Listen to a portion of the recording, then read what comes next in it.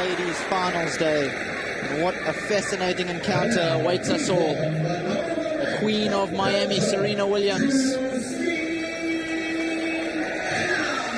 against the diminutive Justine Henin.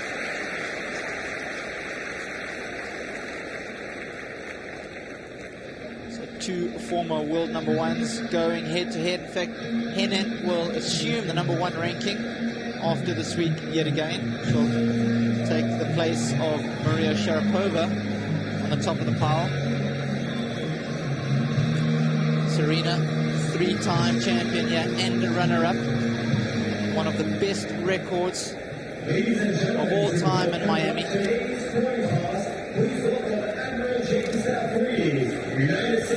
2002, 3, and 4, she took the title here, and a finalist in 99.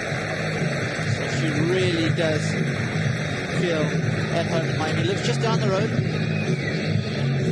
Palm Beach, Florida. Henin from Belgium, Liège.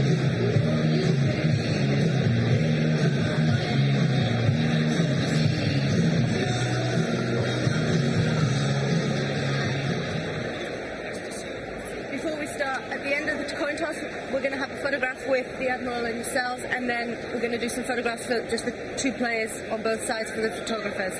So same conditions in your previous matches. If I could just remind you, if you are going to challenge the call, if it's done in a timely manner. And also, we're going to stick to the 5-minute walk, strict 5-minute warm-up. Any questions? Serena, heads or tails? Ready? Yeah. It's tails. Receive. So if you want to... So Henin is going to receive. She won the toss. Mike Bears, photographer on the left, tournament photographer. So both sides. Capturing the memories. And one for next year's program. Once again, ladies and gentlemen, let's hear it for Admiral James Saffery.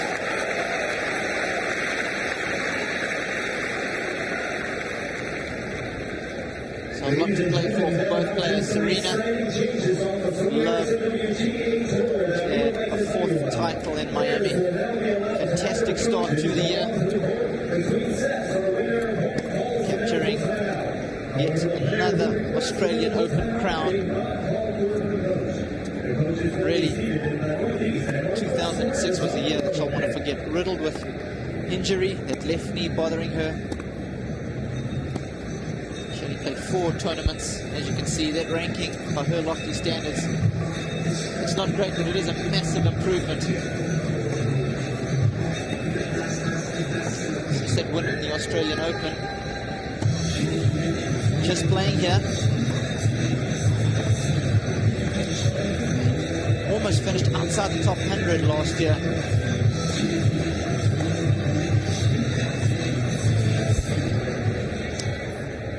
Henin, on the other hand, what a stellar year she had. By contrast, the diminutive Belgium made the finals of all 4 Grand Slam events, capturing a 3rd French Open crown, and finished the year strong by winning the Tour Championships. And you can see this year started very well as well, capturing titles in Dubai and Doha. Very similar sort of surface to this hard court. And this tournament really has not been one of the best by any stretch of the imagination for Henin. The best she's ever done is a quarter-final appearance.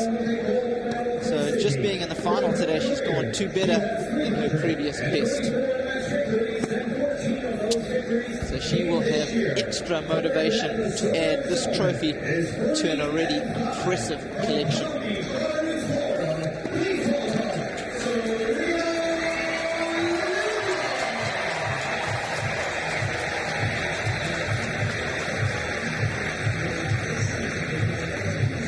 Williams, who leads the heads-to-head. In fact, the last time they played on a hard court was way back in 2001. Alison Lang taking charge of the match. Very experienced. Last time they played was back in 2001 on a hard court at the Tour Championships. Williams won that encounter. The other encounters coming on play. Serena's road to the final. She really has made easy work of some tough opponents. Sharapova struggling to get 2 games, and Shahapia, who took her all the way in Australia, not managing to win a set. Henin, on the other hand, had to come back 5-1 down in the 3rd set against the French girl, Virginia Rosano. Go deep into a tiebreaker to win that. Tight match against Nadia Petrova. But really saved her best tennis for the end, where she dismantled Anna Chakmatadze with the loss of only 5 games.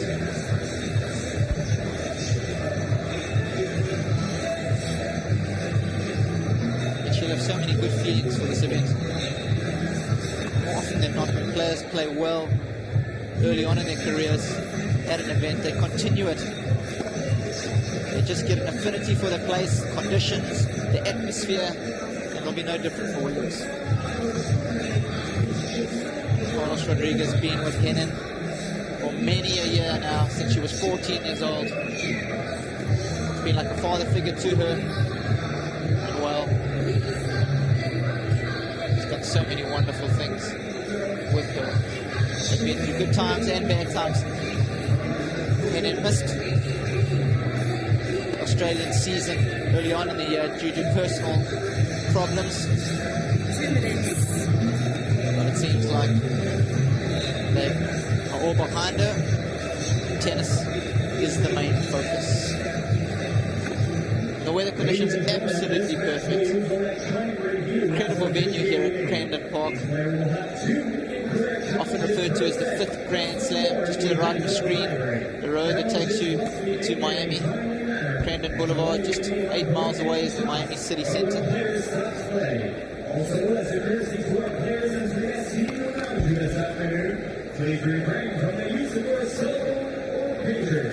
Last time these two played was in Wimbledon, 2003. Serena won that encounter pretty handily, but before that, it was Henin on the clay courts in Charleston and Roland Garros who came out on top, which you'd probably expect. She prefers the clay courts.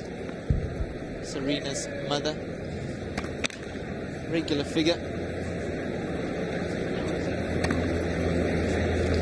In fact, father Richard will be courtside today as well, and the women are allowed to coach in between sets. It's a new trial that they are having between 1st and 2nd set, and if there's a 3rd set, coach is allowed to come on for a minute and a half and discuss tactics, and it's been Richard Williams who's been doing that. Justine Henin won the spin. And you can see the different roads. A smooth one for Williams, much more rockier road for Henin, and lots of money up for grabs today. The difference almost double should you take home the title.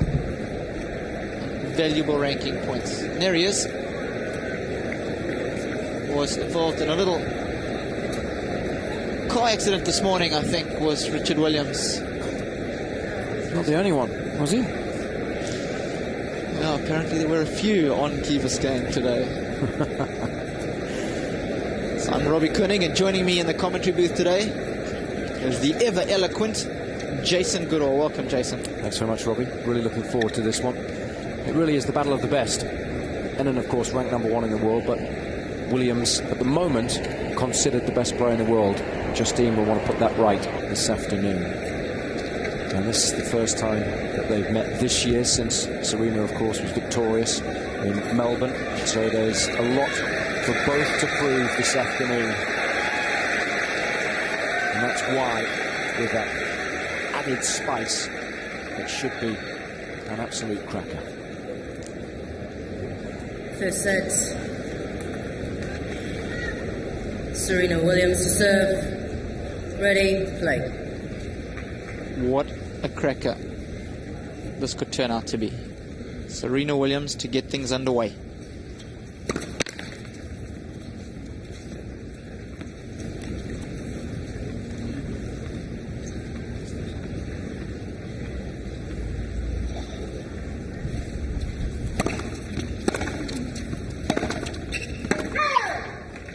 Left-handed.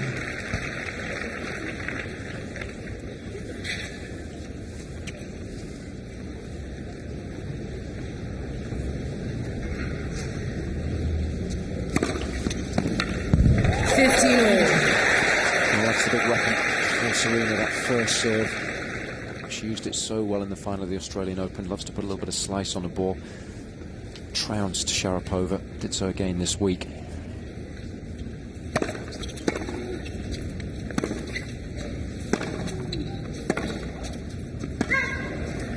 I think that's going to be one of the key battles today. Serena's serve, Justine's return.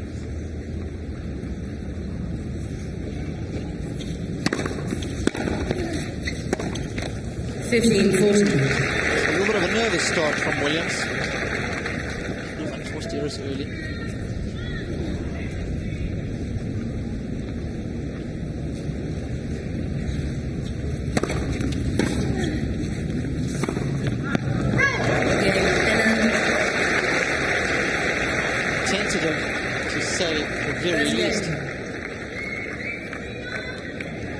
Particularly well. Wasn't that aggressive either. Justine doing nothing more than simply putting the ball back in play. But that's a start when you're up against Serena, who will be looking to take advantage of the slightly weak Henin delivery, especially the second serves. If they drop short, Serena will be stepping up the court, taking the ball on. Justine Henin to serve. Very intimidating figure.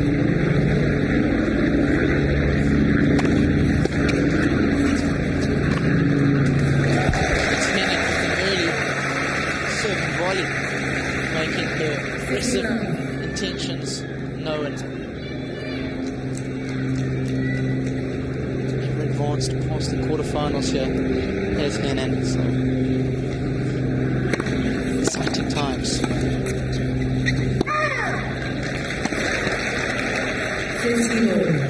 Serena in her previous victories here, beating Jennifer Capriati twice, 2002, 2003, and then Russia's Elena Dementieva with the loss of just 2 games in 2004.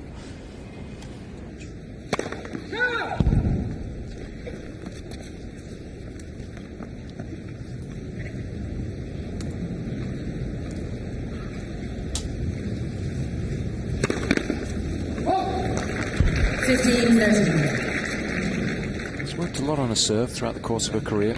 Changed the motion numerous times. Still looks a little forced at times and sometimes loses a rhythm on it.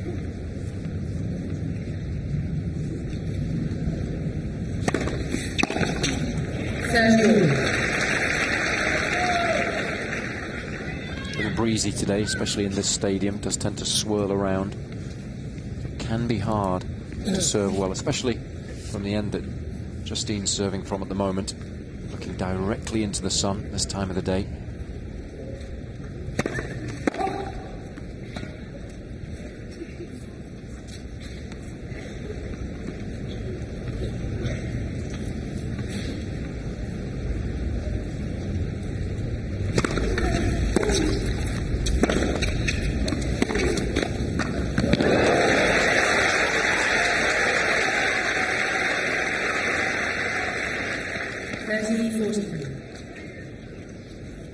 Actually mishitting this forehand. Lady luck was with Serena. That brings up early breakback opportunity.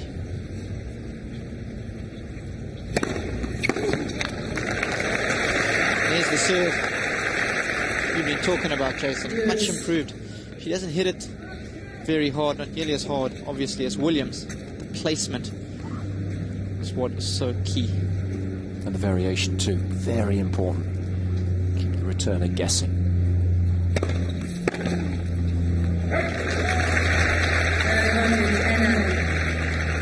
That's the key. If she can get Serena swinging, but hitting the ball a little late, a little off balance, because she's not reading where the serve's going to go, then she will earn some cheap points.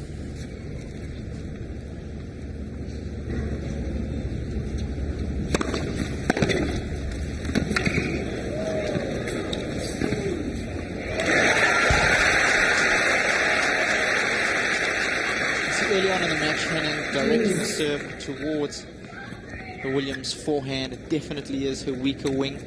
under pressure, when she gets nervous, tends to decelerate through the shot.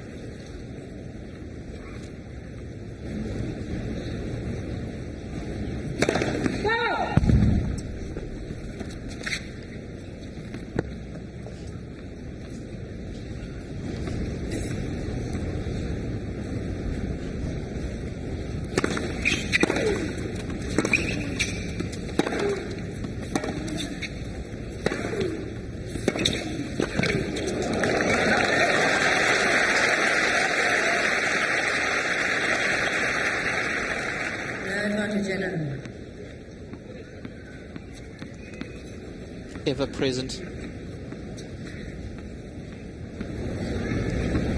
Told the world many years ago that both his daughters would reach the #1 spot. Wasn't he just spot on? A couple of people thought he was crazy. He's proved them all wrong.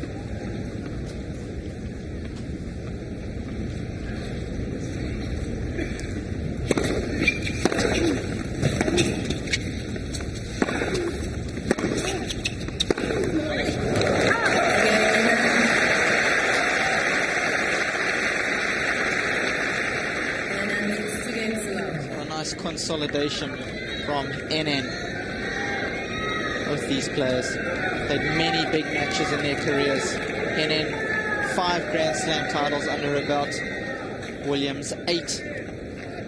31 and 27 titles respectively on the women's tour.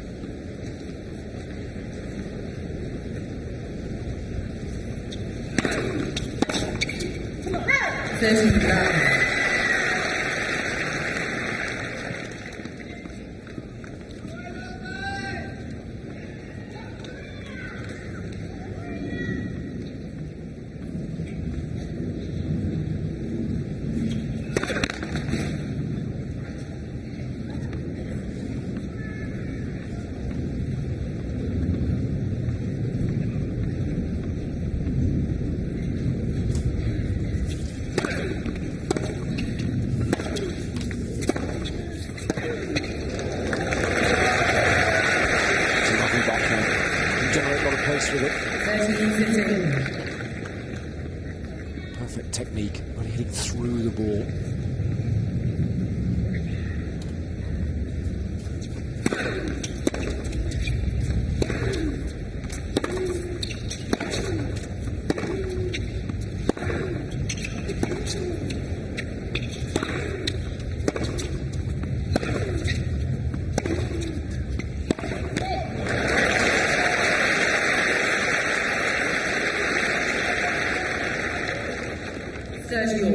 Two of the best backhands on the women's tour. It's going to be an interesting contest.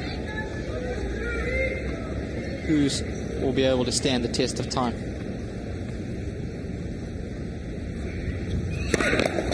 Let's pursue this.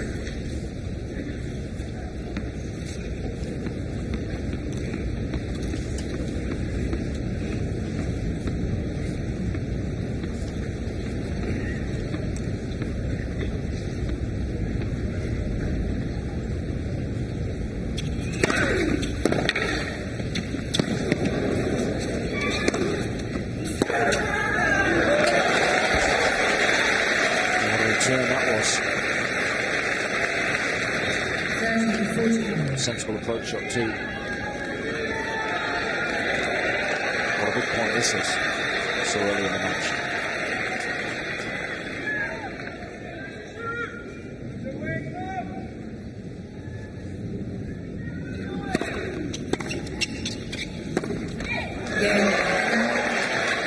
So very shaky start from Serena Williams, and it's Justine Henin quickly out of the blocks to a 3-love lead in the opening set.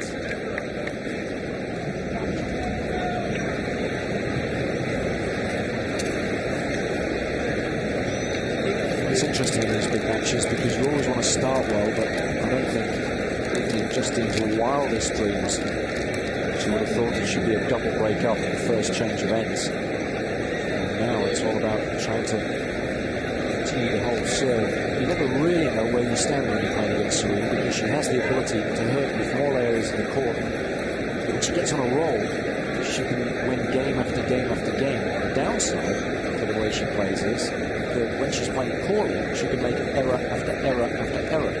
And that's what's happened so far, 8 in total. And so therefore she will be a little worried, but she is so confident in her own ability that even though she finds herself a double breakdown, she will still believe that she can win this opening set.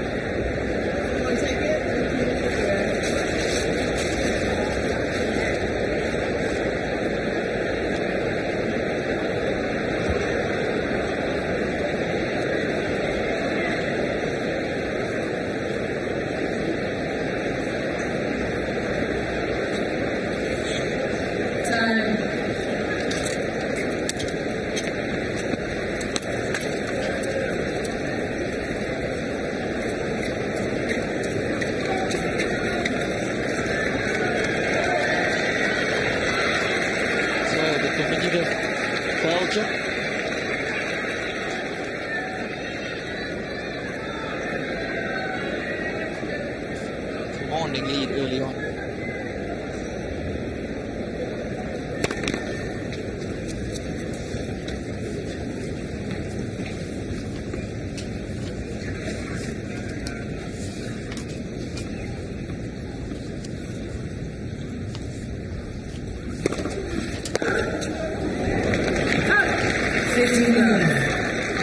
It's quite amazing to think she's never been past the quarterfinals before at this event. That really goes back to something I was talking about a feeling that you get for a place. It works both ways, doesn't it? Someone like Serena, so many good memories from this tournament. As soon as she arrives on site, as soon as she walks through the gate, even before the tournament, really looking forward to it. Whereas when you've had poor results there, exactly the opposite occurs.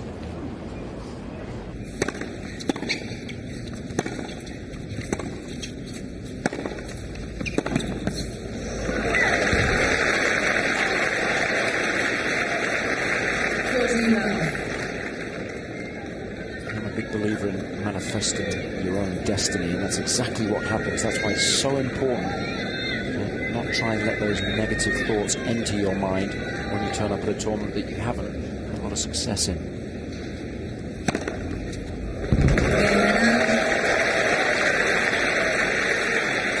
Bringing the heat up at 9.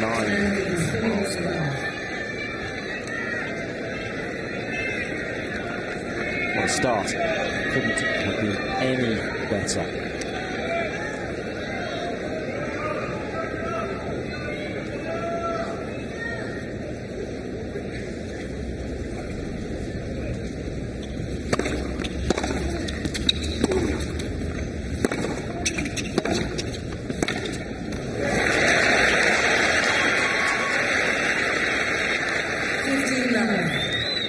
Talking about good starts, both these players. Fantastic start to the year. Henin 15-1 coming into this match. Williams 14-1.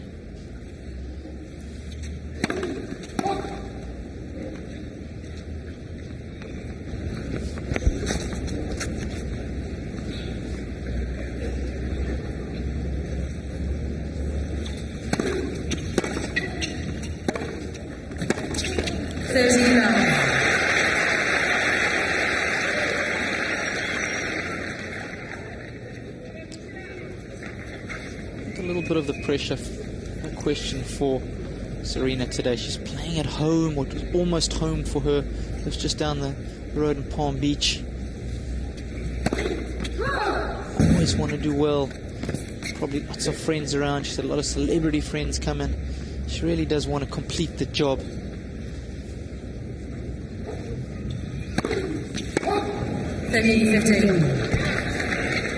Wonder the expectation that she has on herself It's not just weighing her down a little bit at the start of this match.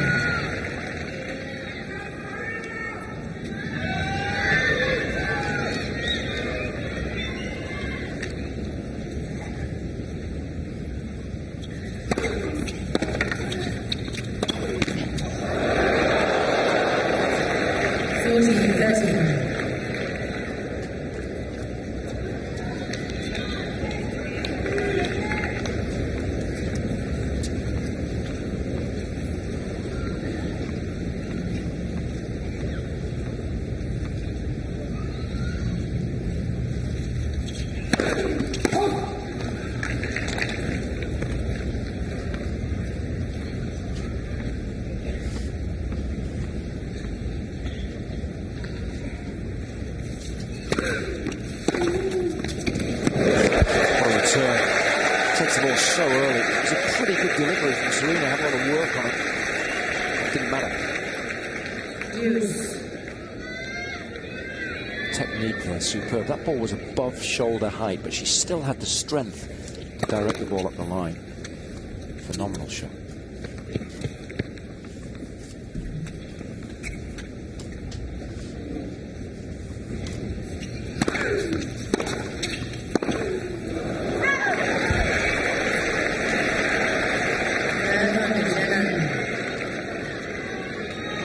Shots in your game is not firing. Double digits, unforced errors on the backhand side. It's not a good sign.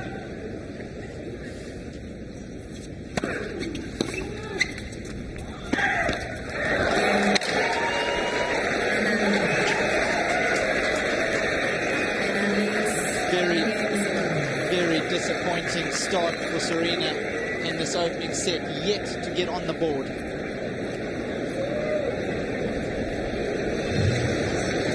So surprising, really. Justine has played a very tidy match so far. Just 5 unforced errors.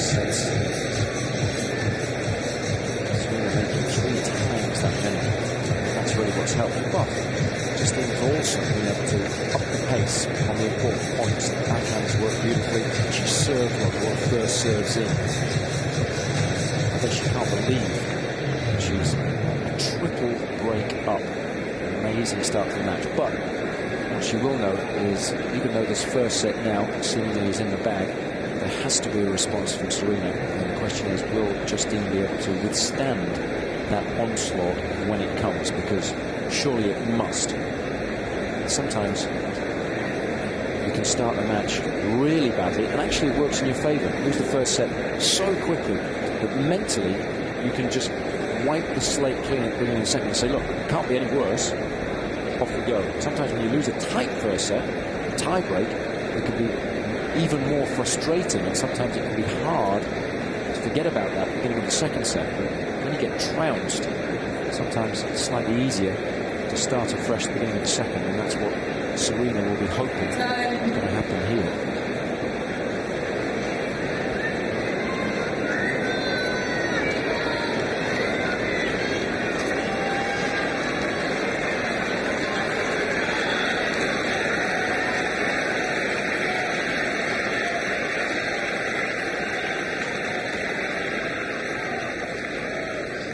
Henin from the south end. The sun will definitely be a factor. Right in the ball toss area. It'll be interesting to see how she handles it serving for the set.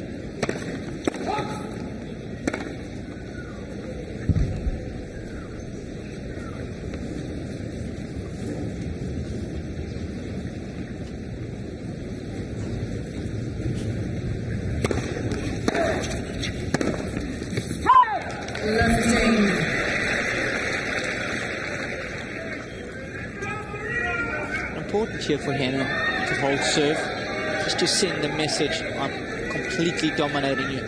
She doesn't want to give Serena just the smallest look in.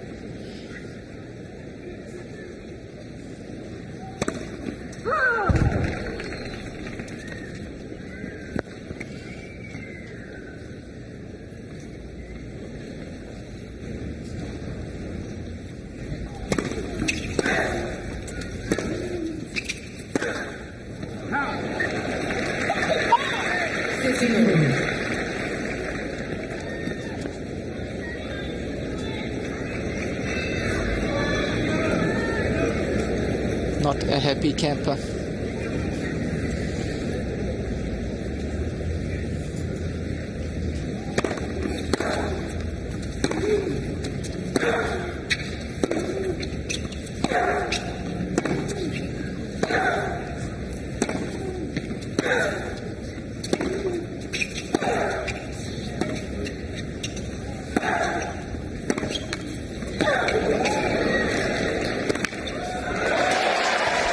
Sensational. Turning defence into attack supremely well. The length that she got with the penultimate shot was the killer. Serena did well to get that one back in play, but check the backhand. Sweet.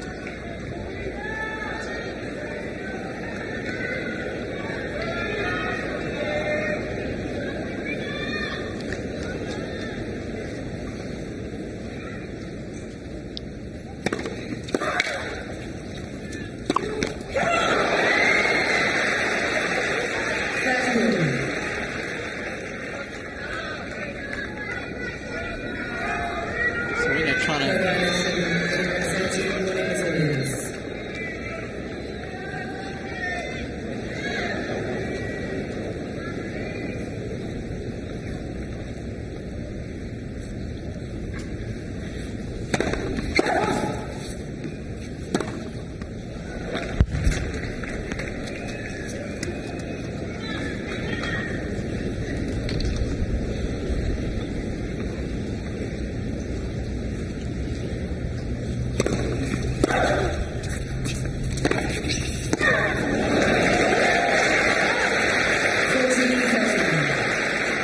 trying to fire herself up, trying to get into this match, desperately wants to get involved. Henin with all the answers.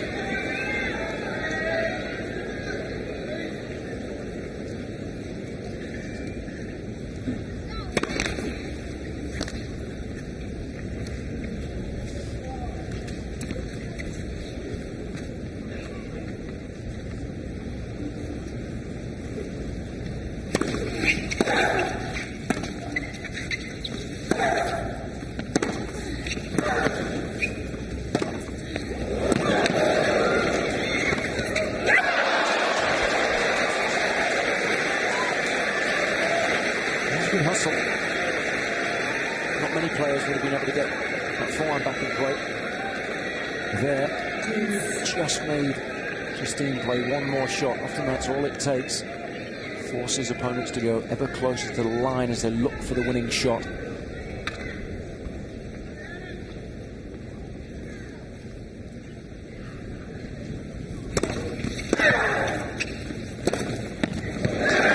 That's a play I like against Serena.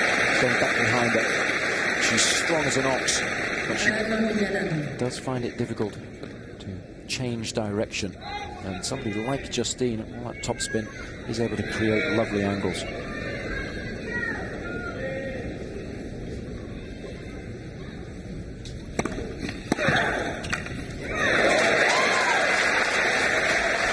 This is a better game from Williams. Much more aggressive. Ball nice and early. Seen quite a bit of S&V from Justine today. Very surprising.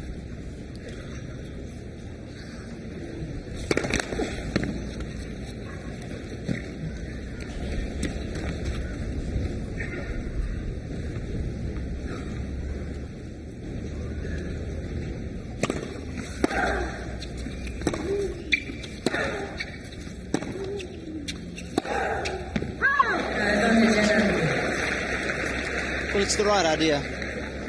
Most of the backhand she's been missing have been going halfway up the net.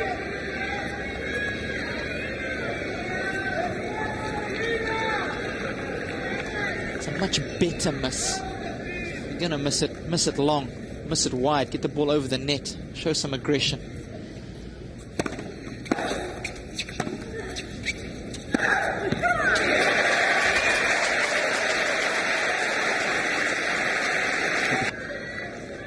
Good response.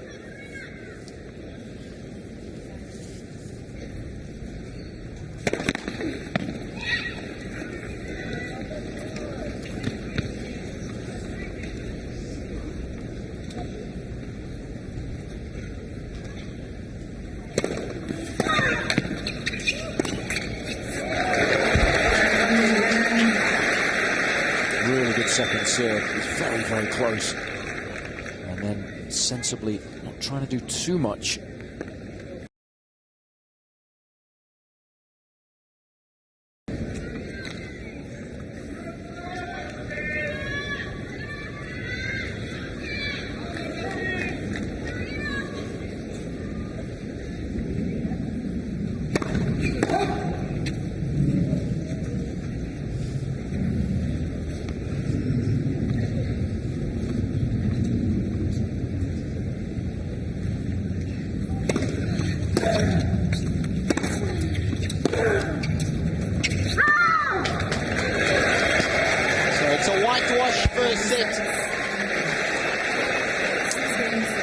Justine Henin. She would never, in her wildest dreams, have guessed that she could have had such a fantastic start against Serena Williams. Oh, what a surprise that was, but very important last game there. Serena, much more positive, much more aggressive. Body language was good too, getting fired up. So even though she's lost the opening set, she'll feel a lot better about herself and the situation at the beginning of the second. And that's the key now. How will both respond? Can Justine keep this up, not making many unforced errors, serving well on the big points, putting Serena under a lot of pressure? Will she be able to withstand the onslaught that surely must come when Serena starts to time the ball a little better? The crowd will get behind her too. That's an important factor. As soon as she wins her first game, there'll be a huge cheer. That'll help to get Serena even more fired up. How will Justine respond to that? So, a lot of interesting questions to be answered at the beginning of this second set.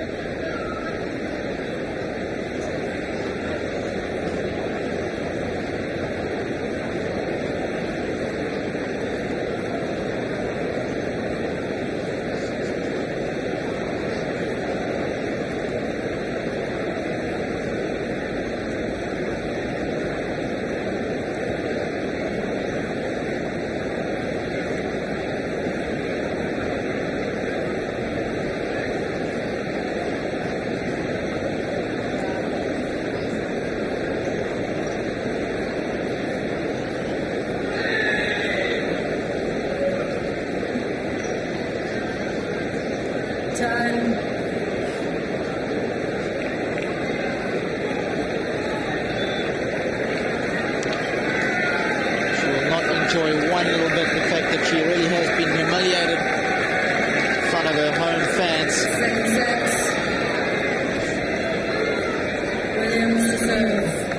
Sure, we can expect a positive and aggressive response from the younger Williams.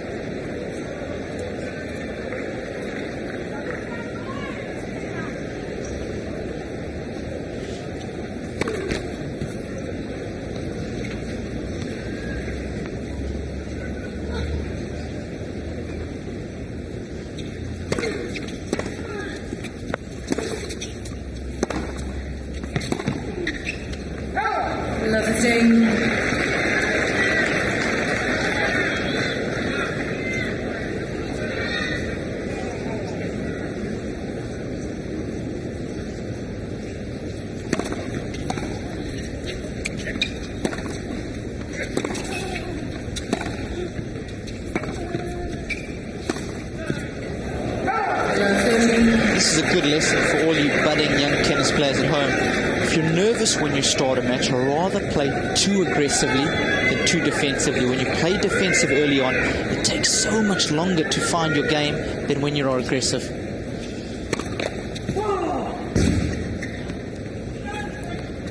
Swing at the ball, get the body loose, get the arm loose.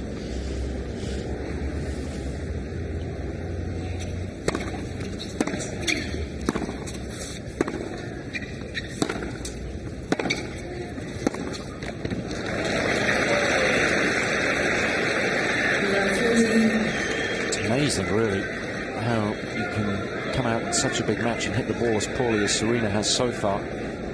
Cannot find her timing at all.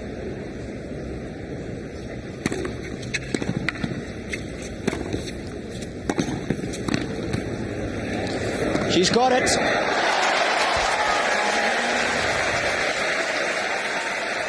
Serena far too casual on that volley, not thinking Henin was going to chase it down. Certainly had an opportunity, went a little deep with it. We know Justine got an excellent set of wheels. Oh, spin she got on that ball by brushing up the back of it, finishing above her right ear. Sensational opening game. And while Serena is playing poorly, Justine playing very intelligently in that game, just simply putting the ball back in the court, allowing Serena to hurt herself. Must be said, she's got the tactics spot on, has Henin.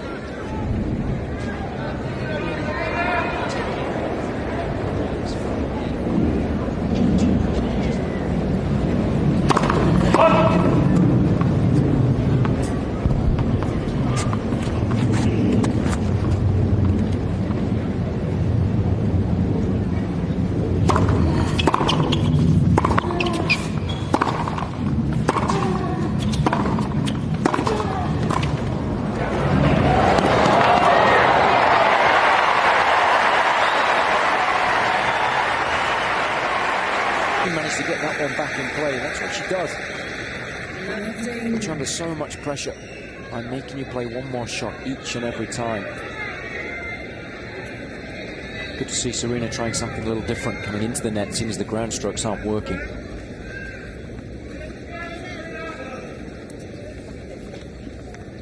Sometimes, doesn't matter how good you are, you still have to be prepared to fall back on plan B.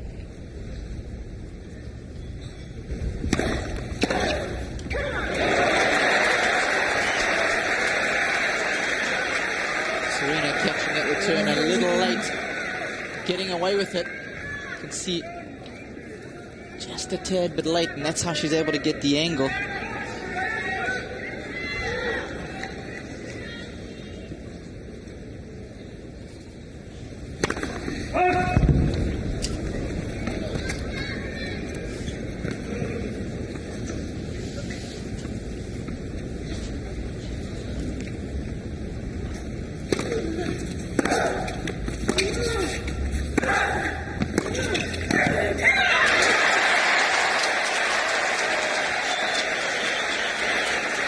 An intimidating cry from Serena as she crunched that backhand volley. The technique was perfect. Look how far out in front of the body she made contact with the ball. Firm wrist, good grip on the racket.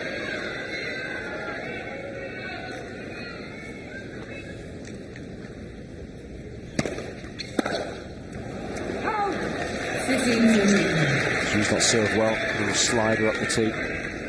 Not giving Serena too much pace to feed off. Ball moving away from her all the time.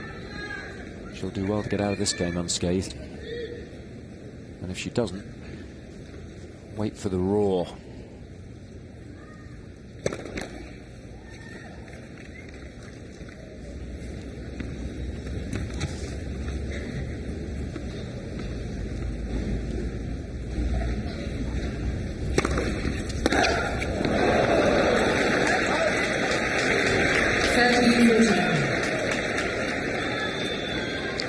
I tell you, if she was tight on the first two break points.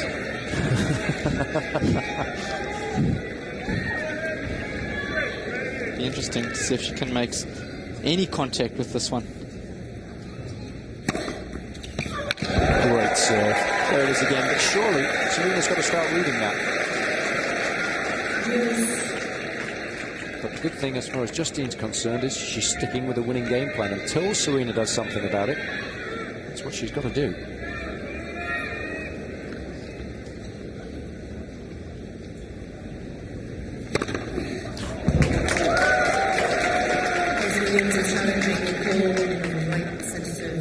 Don't think she's going to get any joy out of this one, Robbie.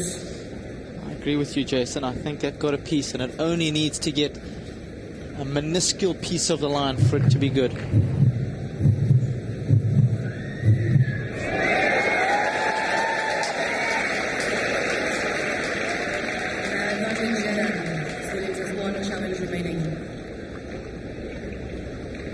Not many chances remaining either.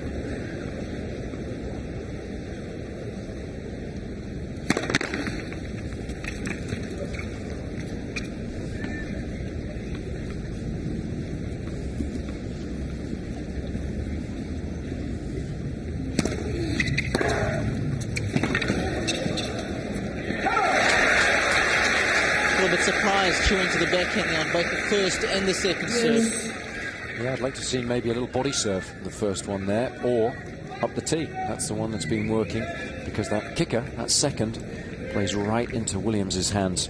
Gives her the angle to be able to create a much better return.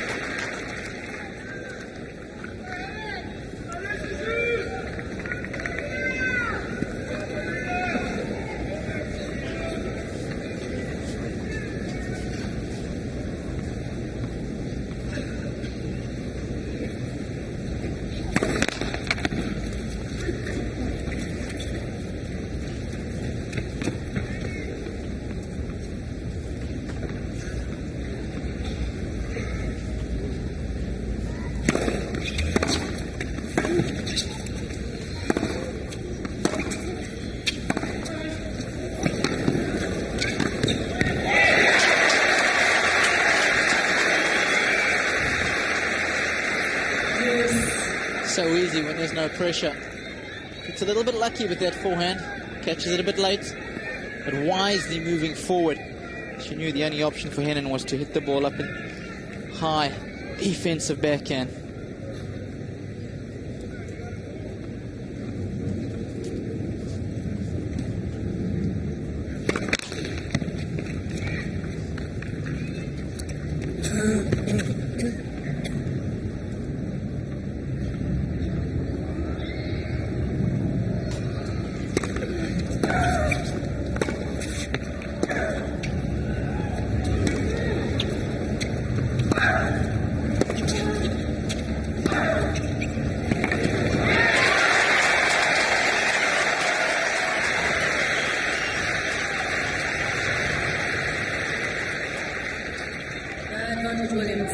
Well, this would be an amazing turnaround after squandering those 3 break points and then facing game points. If she were to eventually win this game, then the crowd would, for the first time in the match really, get right behind it.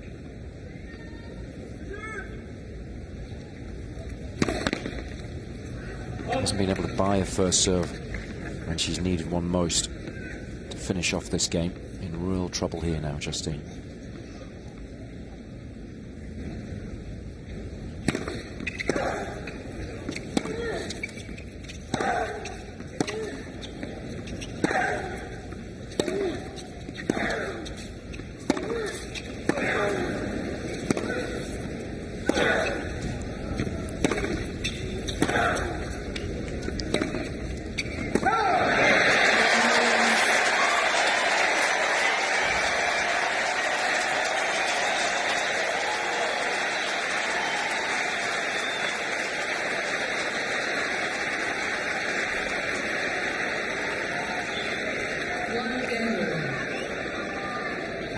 To be seen just how important that game was, but you get the feeling that it was hugely so.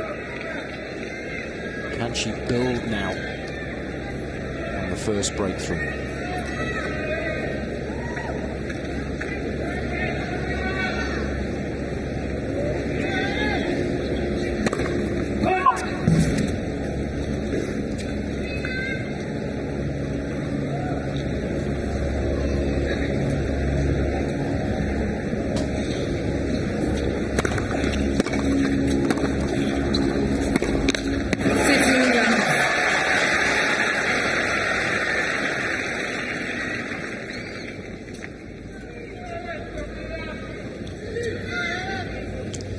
He knows how to play under pressure.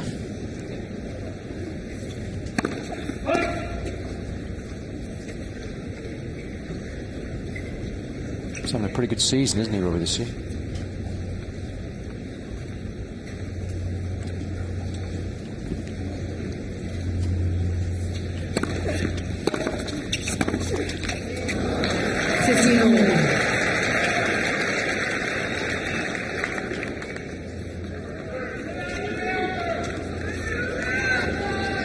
For those of you who know as little as basketball, about basketball is what Jason and I do. We think there is Dwayne Wade, the Miami Heat basketball.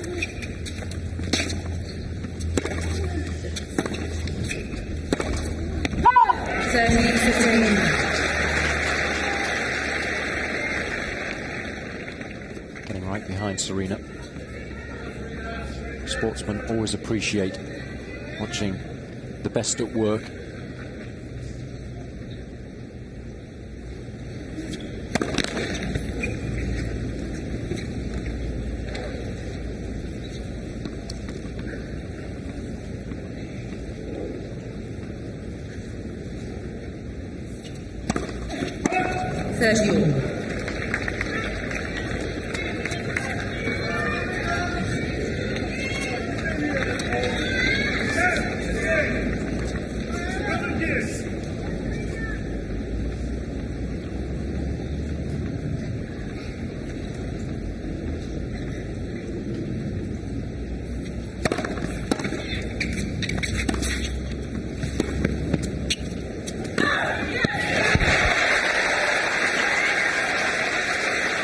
Sensible point from Williams.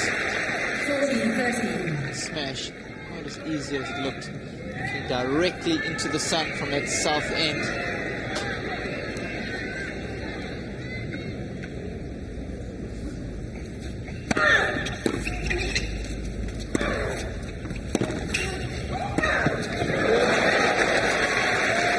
So good under pressure, Justine. I think the best in the business on the run.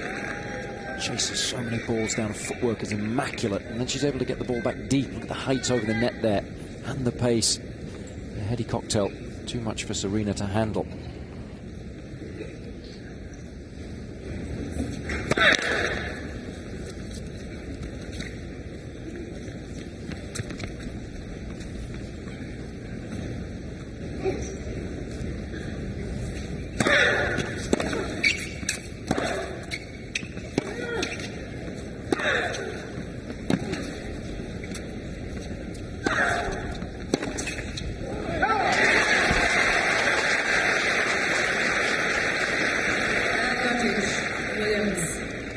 See Serena there, just electing the ball in the middle of the court, electing to run around her forehand, preferring to play the backhand.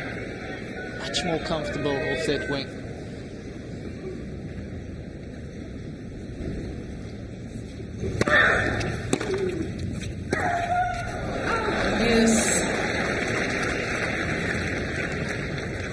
Well, maybe not entirely. Well, I think she's just still struggling just to get the footwork right, the timing. She's not seeing the ball. She's a little tight, so she's letting the ball come to her, letting it play her rather than really going after it. That's what you do when you're really confident and playing your very best.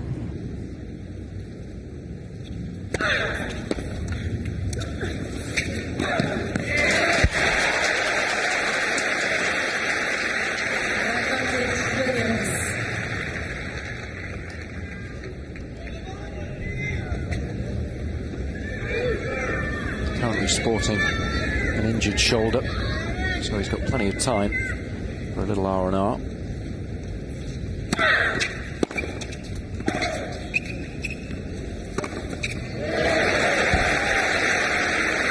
She's done such a good job of keeping Williams off guard.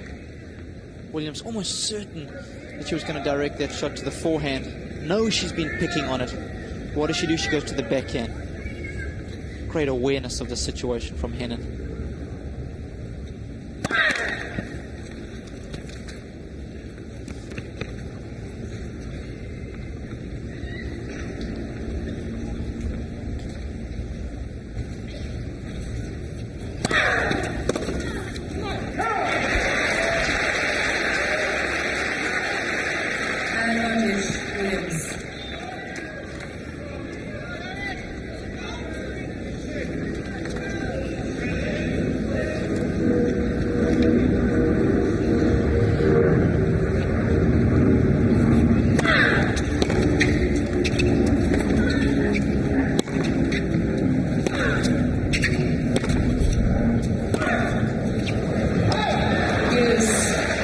Looks ugly at times, doesn't it? Just as you were mentioning earlier in the match, finds it difficult to swing freely through the ball, and the head tends to jerk up. She stops having just made contact with it, and that's why she finds it hard to control the ball.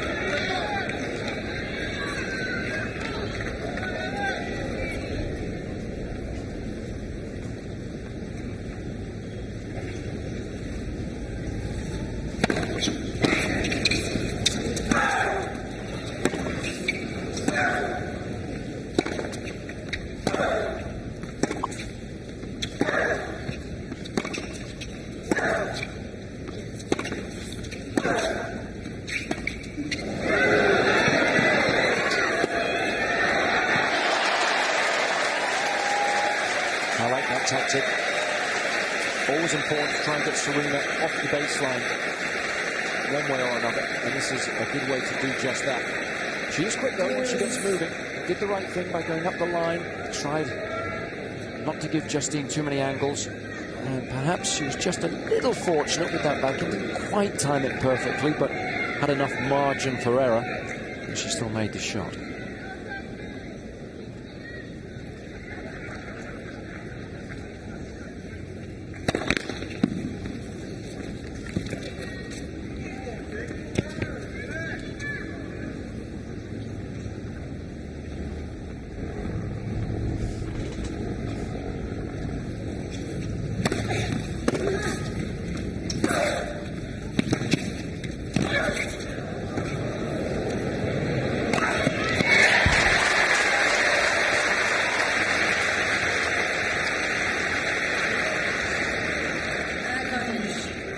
Sensible volley, back behind Justine, and then again the smash isn't easy with the sun, but sensibly choosing not to hit it as hard as she possibly could, simply just directing it into the right target area. 7 of 9 when she's been to the net in the set.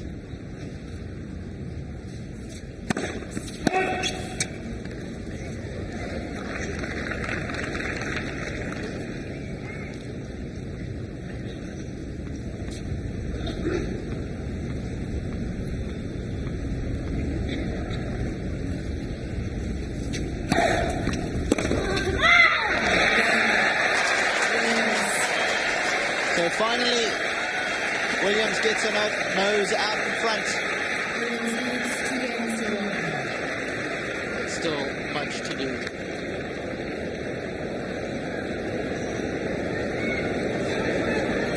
Oh, it's interesting, those two games there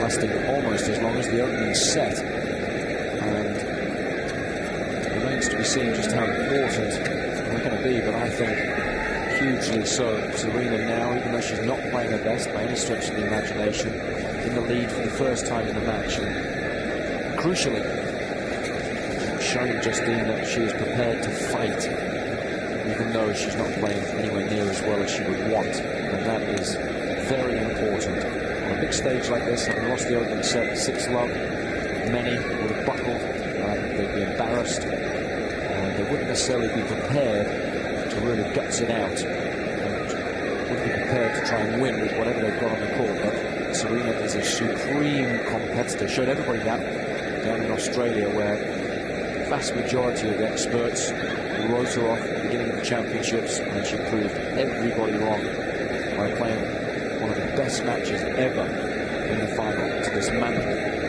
Maria Sharapova, and she's going to try and do that again today, even though she's not playing timing the ball anywhere near as well as she would want.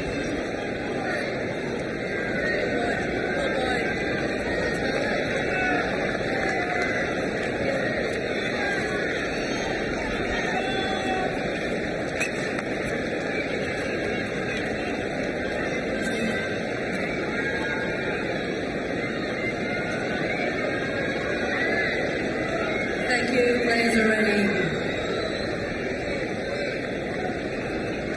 Thank you. Seats quickly, please.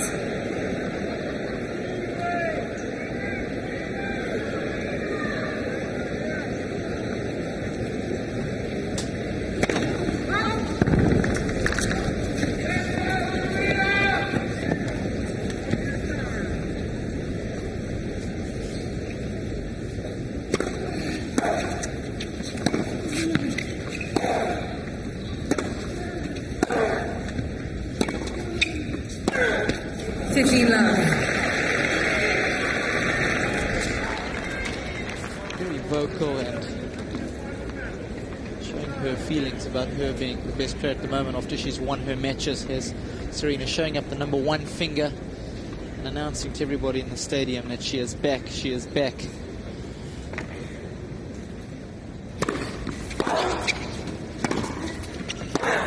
$30.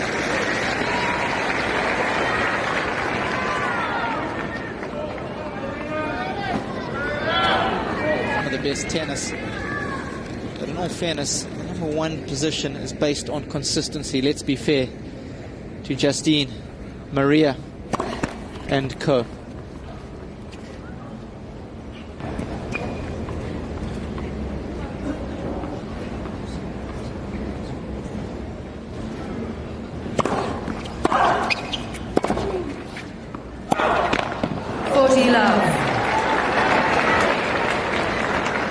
Serena's ever going to play enough tennis, perhaps, to regain that number 1 ranking.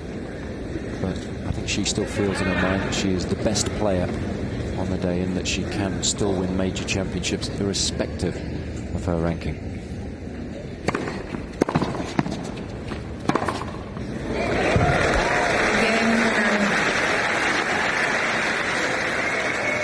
Two games over.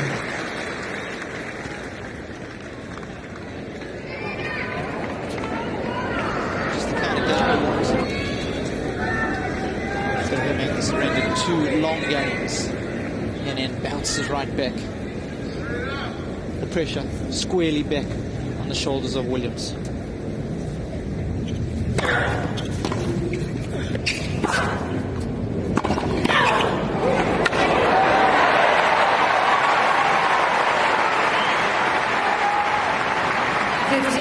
Today, when she's moved forward. Yeah, it's been nice to see because the ground strokes haven't been working. Into the net much more frequently in this second set. 15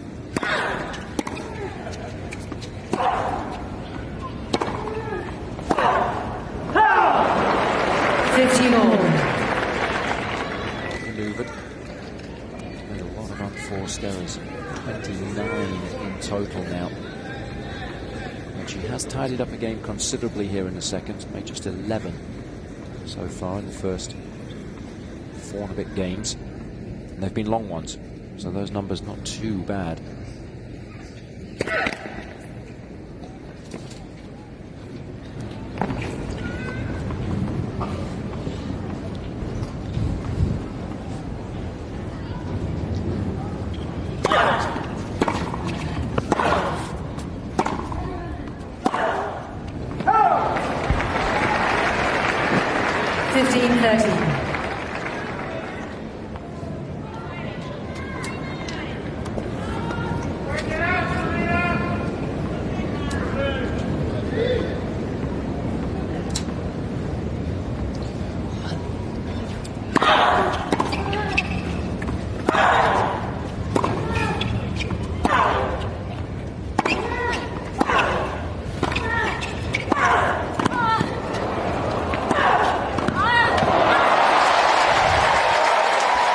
That's why she's number 1. She's got the all-court game and moves incredibly well for someone only 5'6", covering all the angles. But that exquisite touch, well, just really can't teach that.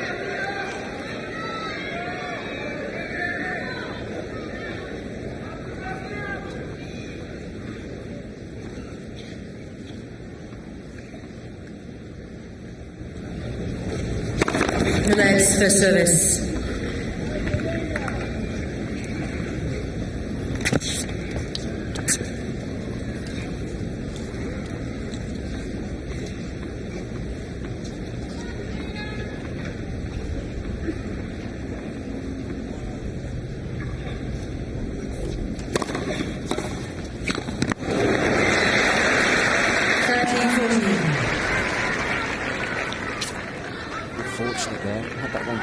just over. Of course, Serena, all sorts of problems.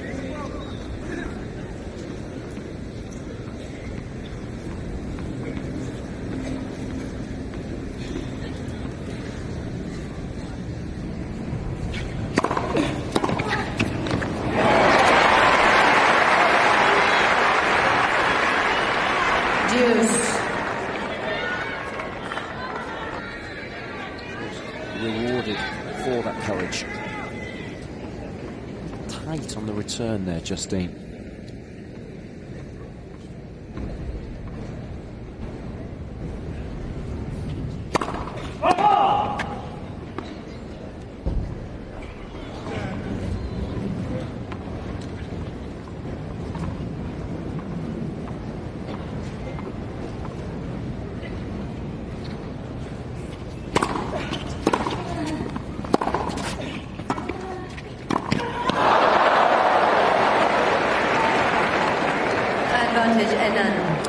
Quite remarkable after how many good volleys she said. She ends up missing this one because really it's one of the easiest of the lot. Didn't really give herself enough room there. Almost ran into trouble.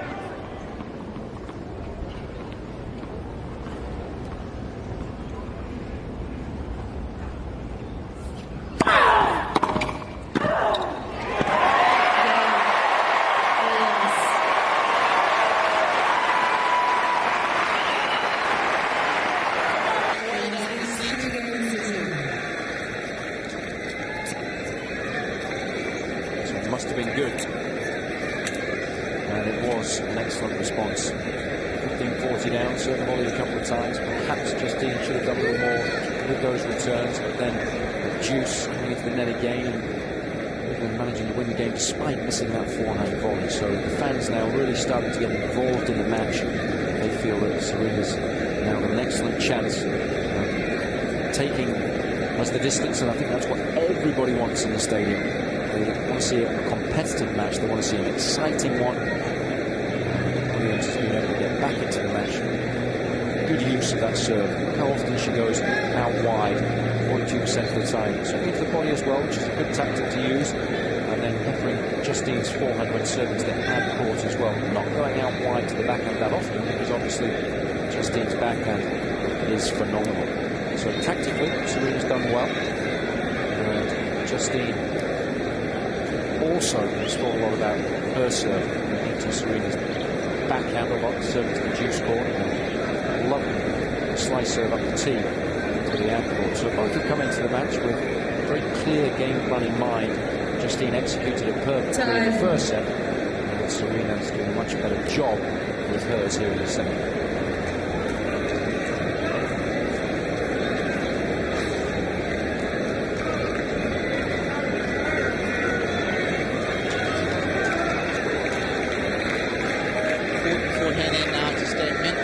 She's had a couple of close games that she's lost. In fact, all 3 games that Williams has won in this set, Henin has had game points on.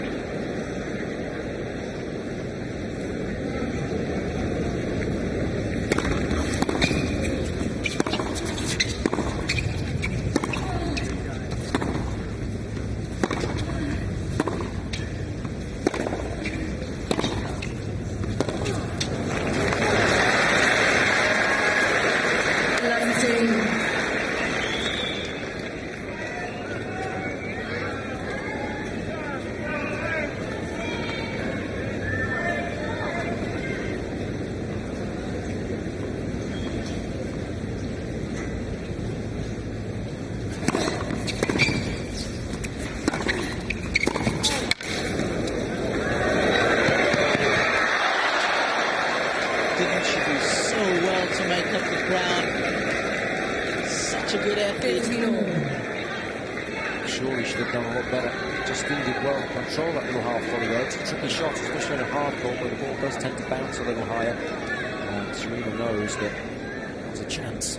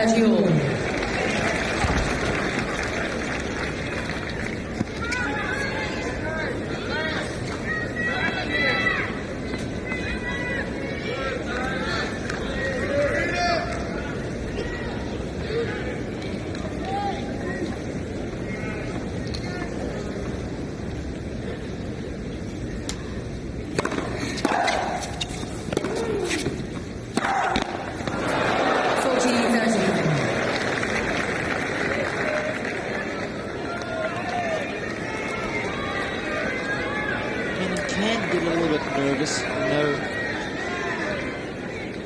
she does get a bit tight.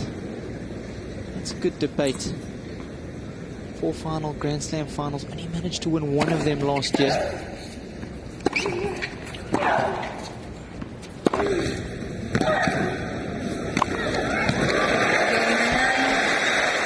A solid hold. Lot of approval from Carlos Rodriguez. 3 games all. And the fact that she, even though she made 4 finals, which is obviously a phenomenal year, the fact that she was only able to win 1 of those 4, does that say anything to us? I think so. It does get very tight in the big matches, yet she's still able to win enough to be ranked #1 in the world and still have an excellent career when you look at the numbers. But she could have had a phenomenal one so far had she won more of those big matches and not got so tight.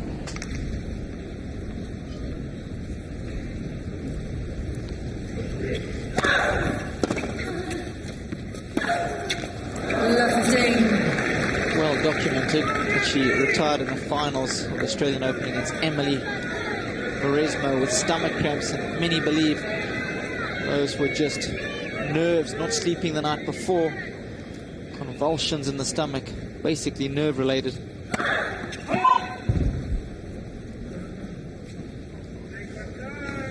It'll be interesting to see if she can hold out for her first Miami crown.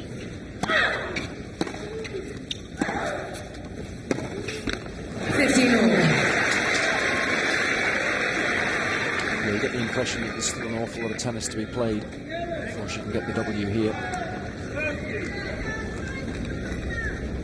Serena poses so many problems, even when she's not playing well.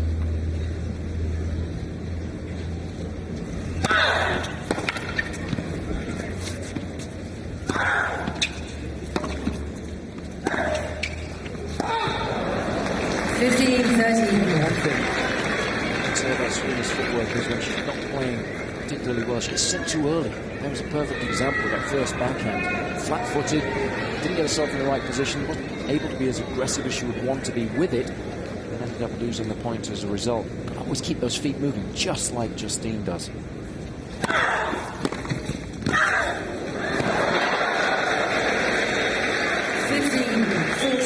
Your return, so Robert, just blocking out to the feet of the incoming serve and volleyer, and then just ready to let your partner do the damage. I think I could handle the 99-mile-an-hour serve. Perhaps I was tailor-made for the women's tour, not the men's. You missed your calling. Although I think you'd struggle to play in those earrings. Weigh me down. 30-40. Again, Justine has break point, fails to make the return. 3 times that's happened now in the last couple of service games. Justine has had a lot of opportunities. Currently, not making the most of them.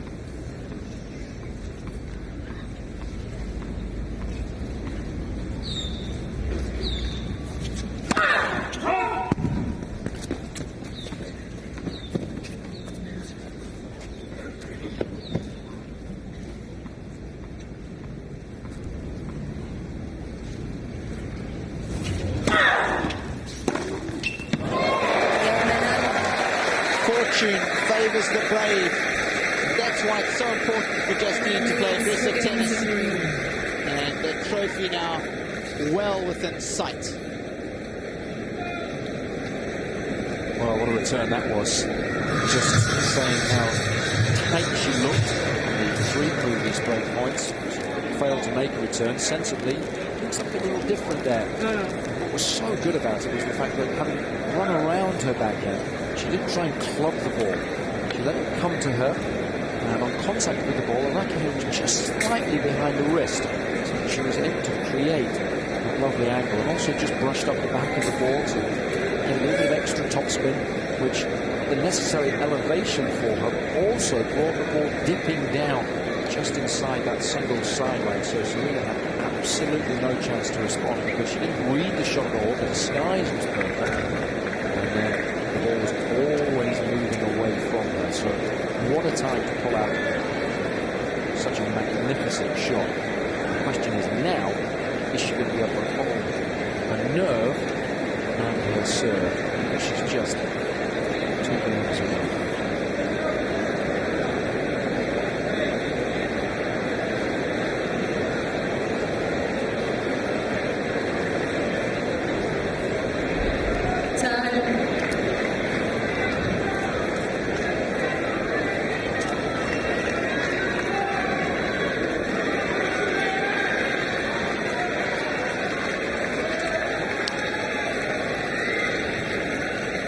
The fact that she's never won here will be in the back of her mind. Players love to add to their collection. She has an impressive trophy cabinet, no question about that.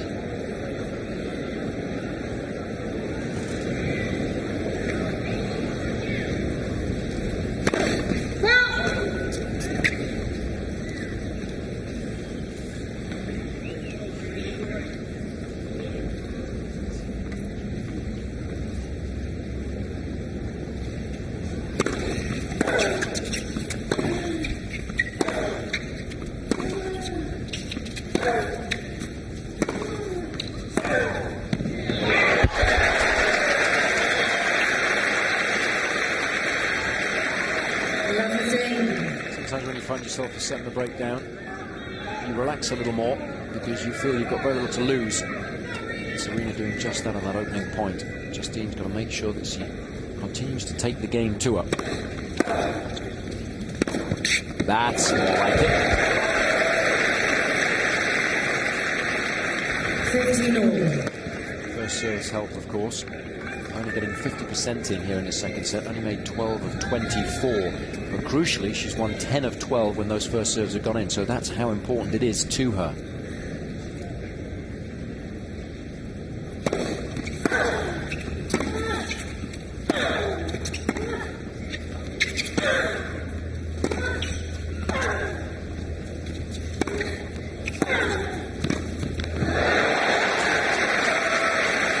Anticipation from Serena there.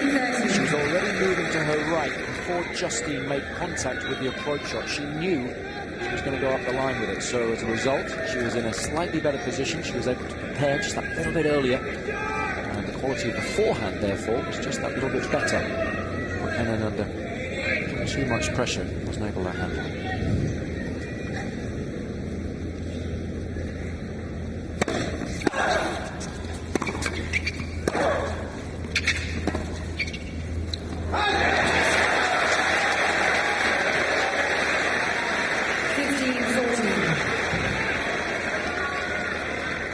Feeling that this is going to be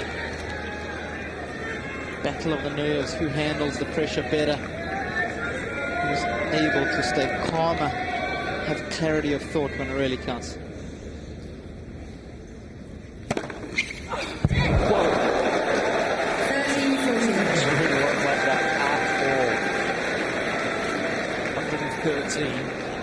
aimed straight at her belly button. Swing and a miss.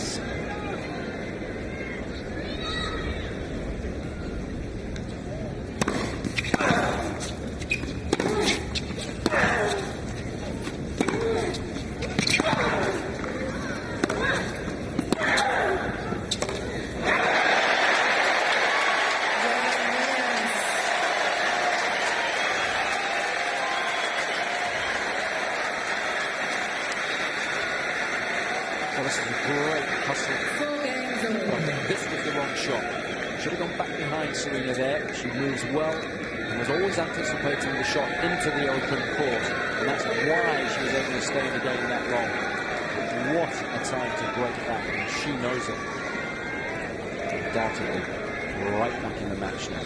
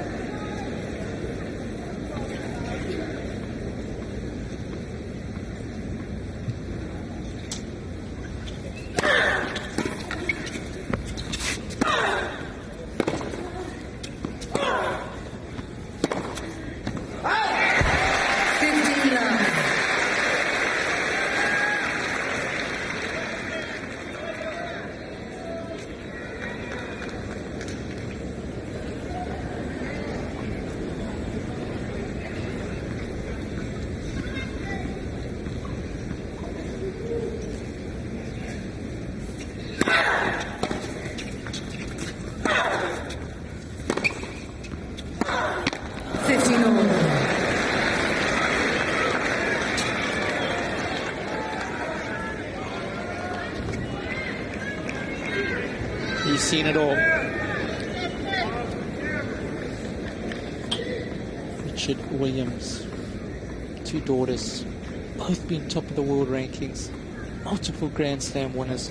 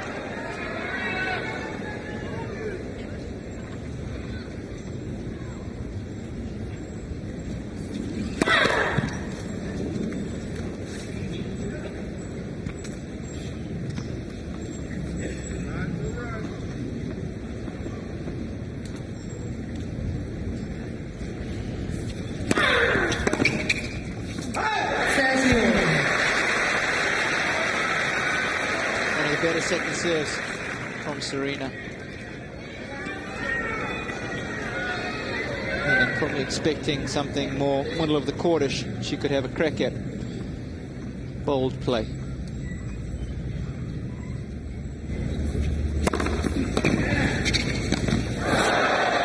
you believe she tried that shot? A little drop volley. So tough to execute, especially when you're under racket pressure. They're going to drop the racket head here, trying to come underneath the ball. Terrible shot selection.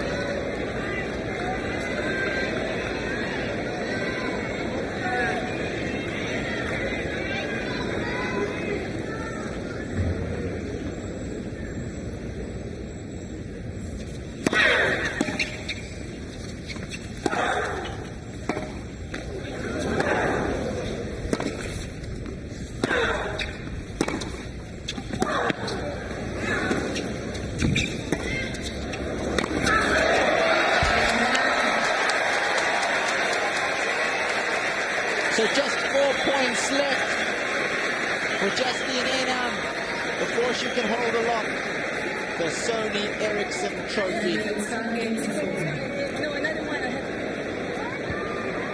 Well, it's going to be very interesting, Robin, to see how she serves in this next game, because remember she had her serve broken the previous service game. She's just going to hold her nerve there. She desperately needs those first serves. She's won 11, 16 in this set so so far when she gets that first serve in.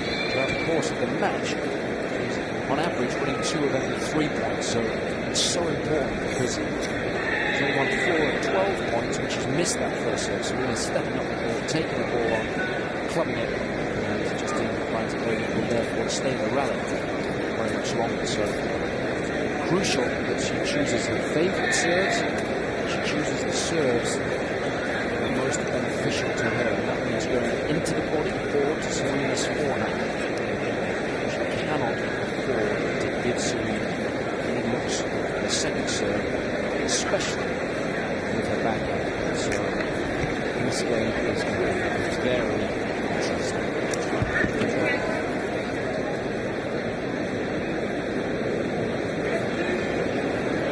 Time.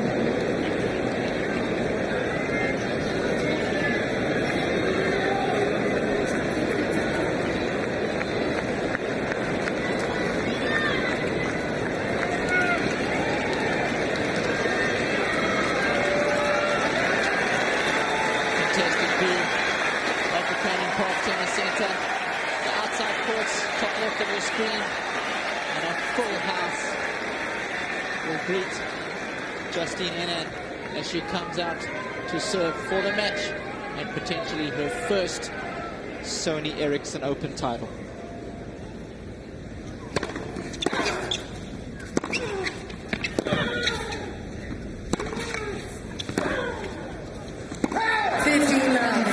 Like the tactic, going back behind Serena, peppering that forehand for the perfect first point.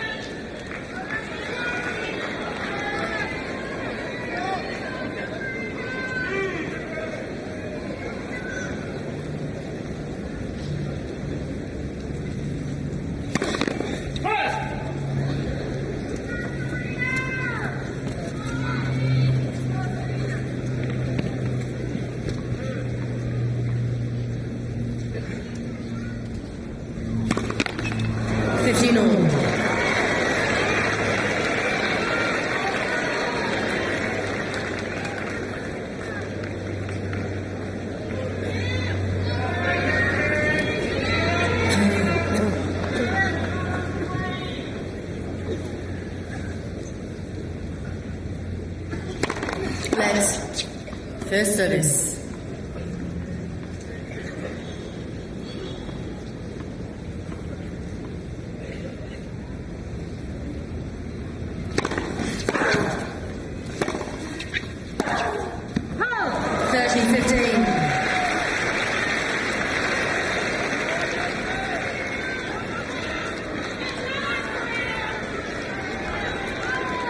Just 2 points away. Focus vital.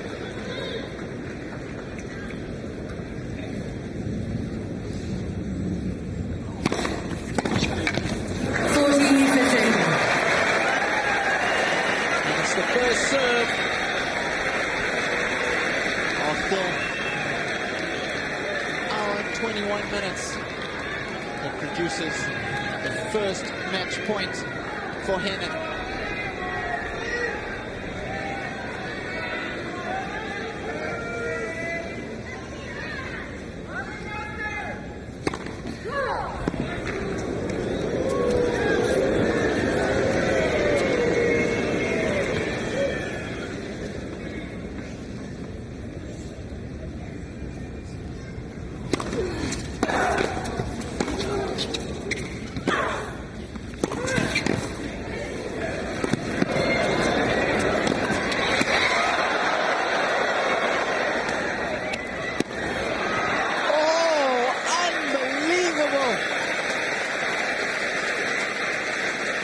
Williams hitting that overhead straight back to Henin.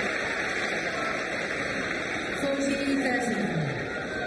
Making life very difficult for herself, but it's an ambitious shot that far back behind the baseline.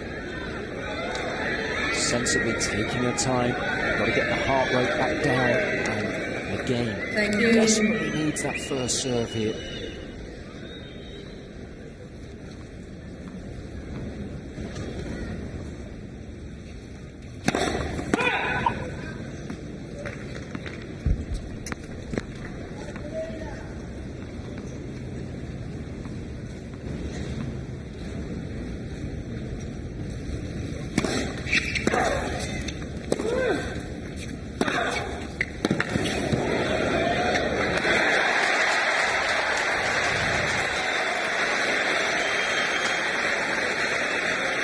It's Williams stepping it up when it counts. One of the best forehand she's seen in the match. That's what great champions do. Respond well to adversity. The plot thickens.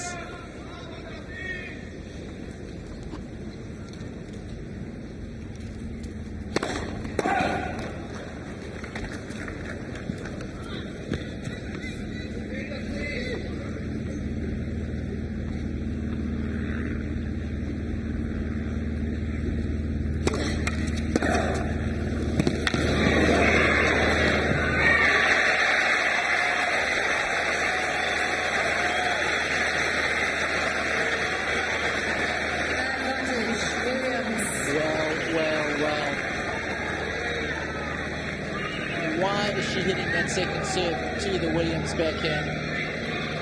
Only she knows. But now a valuable break point for Serena.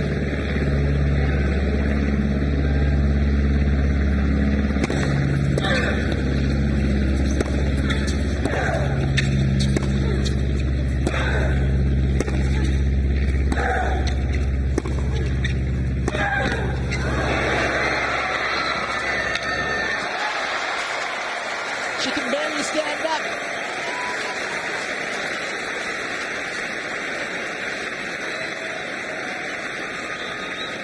Well, what drama here, because watch as she moves to the ball and just makes contact with it, just goes over on the right ankle. So fortunate that Serena couldn't get to the ball. Look at that nasty little twist. What a time for that to happen. Almost disastrous. Watch the right ankle there. Ooh. Serena only just failing to chase the ball down.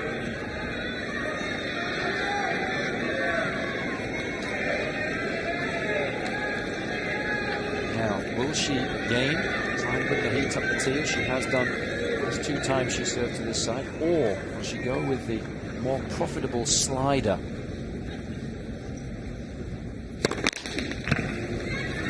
Can't work that one out. I don't know why she's using that serve, which hasn't really worked for her throughout the entire match. The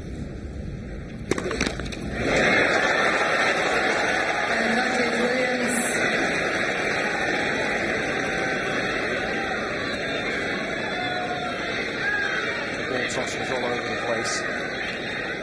Definitely put off by the fact that she twisted that ankle as well. Not thinking clearly under pressure in this game on serve too.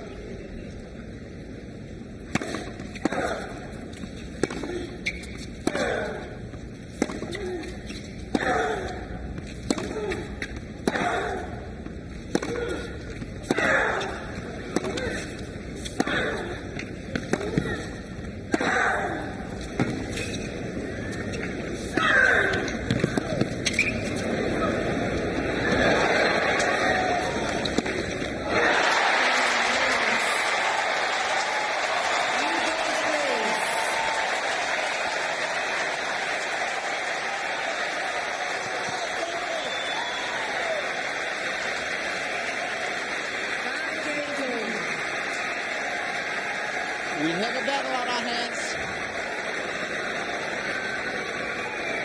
It's amazing that Serena was able to pull that one out. She is, as she likes to call herself, the ultimate competitor. I have to say though, Justine allowed her back into the match by not serving particularly intelligently.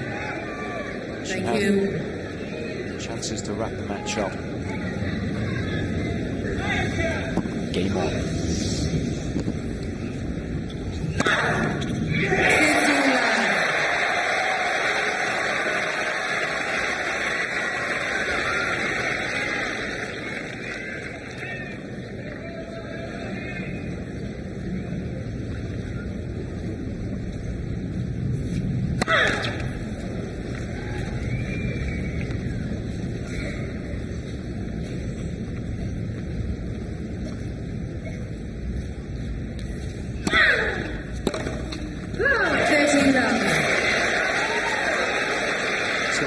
interesting to see if Serena can hold serve here, how Justine responds. It's very hard sometimes when you've had chances to win the match and haven't been able to make the most of them, to get that out of your mind.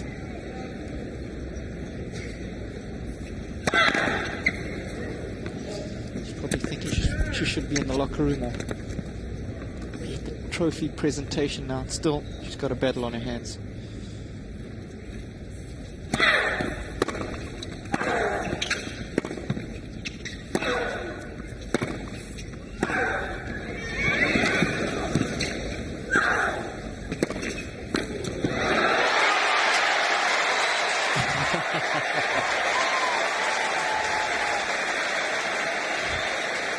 What a point.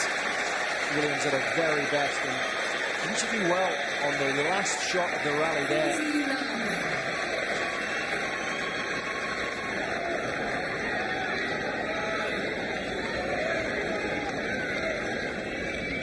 That's one for the photographers.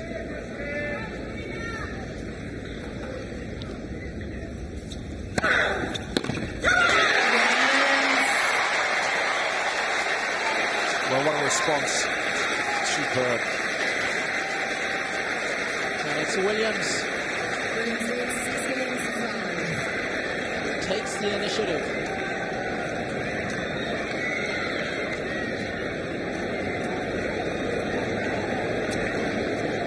Fascinating to read Justine's mind right now.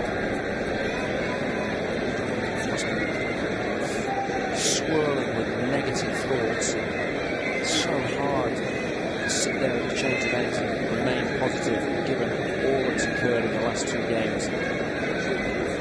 Yes, in all fairness, she did not play great match points. Different story. Serena had come up with an incredible passing shot or an exceptional return of the first serve, but Henin has only got herself to blame. Both times at set point, match point, failing to get the first delivery in, missing by miles. Running to give Serena an inch, she'll take the mile. Crowd too now, only behind her. Running underdog, somebody to battle back. It's the match once more, and it's exactly what's happened.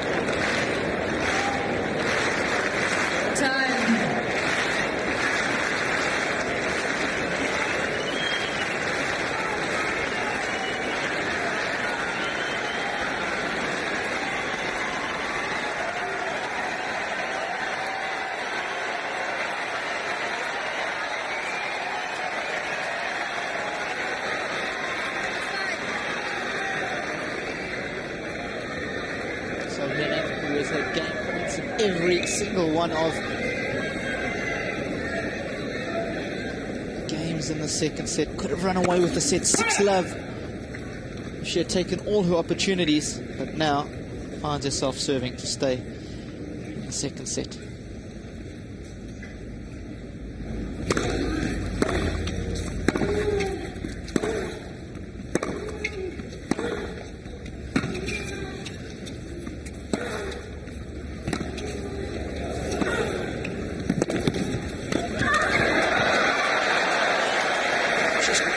Almost on the court there. Just needed to take that one little step, set the points up beautifully. She has been so successful at the net, 13 of 20 points so far. She just got stuck there. Instead of moving, just lunging for the ball, lost her balance, and as a result, control of the racket face.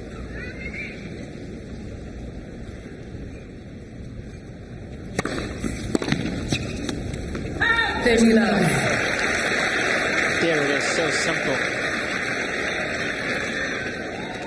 Solid 100-mile-an-hour serve to the forehand with a bit of slice.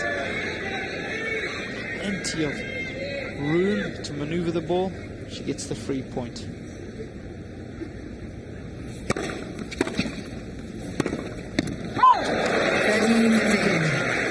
Doesn't need to be that good.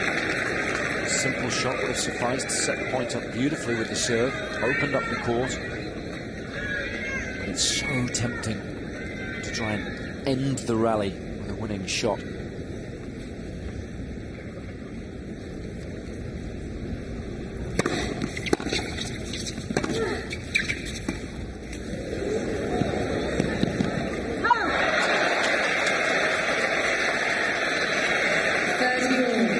It's a nice little drop shot, but again, Justine tempted to go just a little too close to the line. Simple bunt. We've done the job there. Again, trying to hit the winning shot instead of just being a little more patient, letting the rally unfold.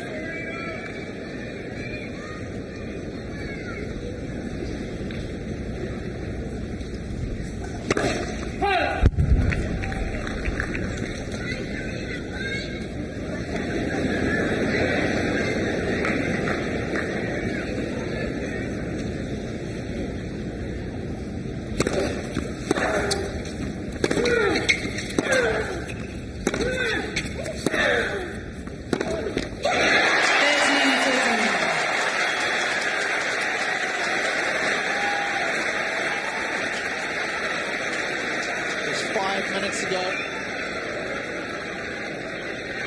Henin held match point. Now, Serena, a point and an opportunity to square things up at a set apiece.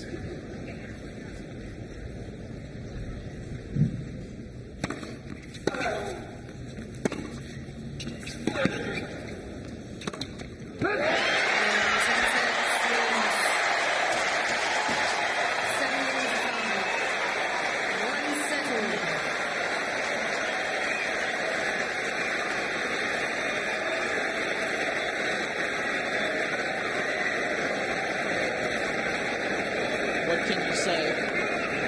Fantastic comeback effort from Serena Williams. But Henin has only got herself to blame. 2 match points on serve.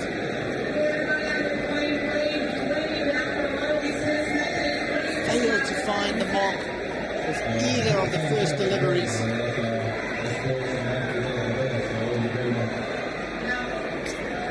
What I find interesting here, Robbie, is that surely now, as a coach, you would want to get out there on the court and speak to Justine. We've gone through a whole host of negative emotions in the last 10 minutes having served for the match. You do have the opportunity on the WTA Tour to do just that. Now, therefore, there's an ideal opportunity to try and get some positive thoughts going through her mind. Just strange letting her sit there and stew. It's very difficult when you've had match points and you haven't been able to convert them. Momentum now firmly with Serena. I know some of the women feel that coaching should not be a part of the game. Perhaps that's why Henin has chosen to get Carlos Rodriguez out of the court, feels that it's her responsibility. Respect for the game.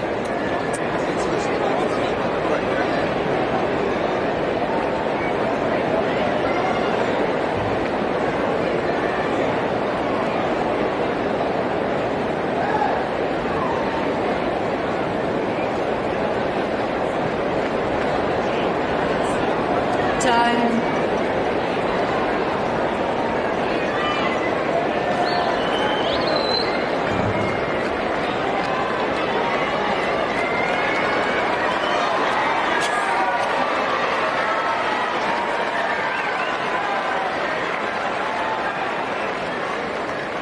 Final set. Williams to serve. Thank you. Players are ready.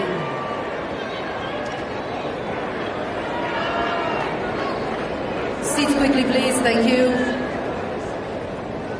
Who will be the 2000 champion, 2007 champion at the Sony Ericsson Open. I thought you were going retro on me there, Robbie. Back to the future. This set is worth nearly $250,000 in prize money. 15 rounds. Sure, you've played a couple of backyard games for that kind of money, hey, Jace? Never really played my best in the finals here, but gave it my all.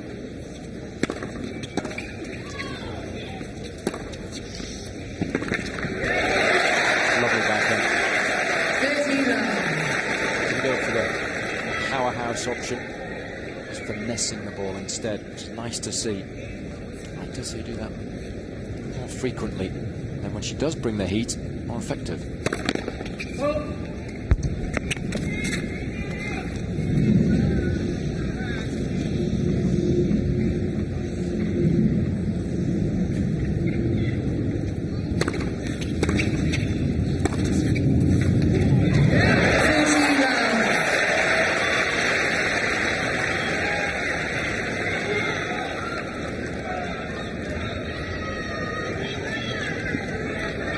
First couple of games are going to be crucial for Henin.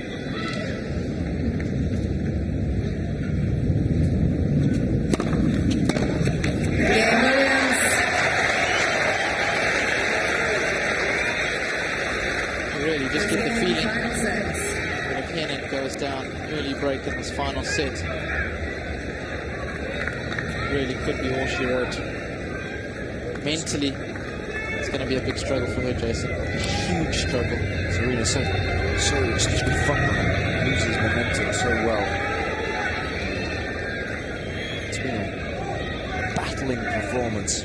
Still not playing anywhere near her best tennis, but what she has done very well is just take the fight to Justine, despite that fact.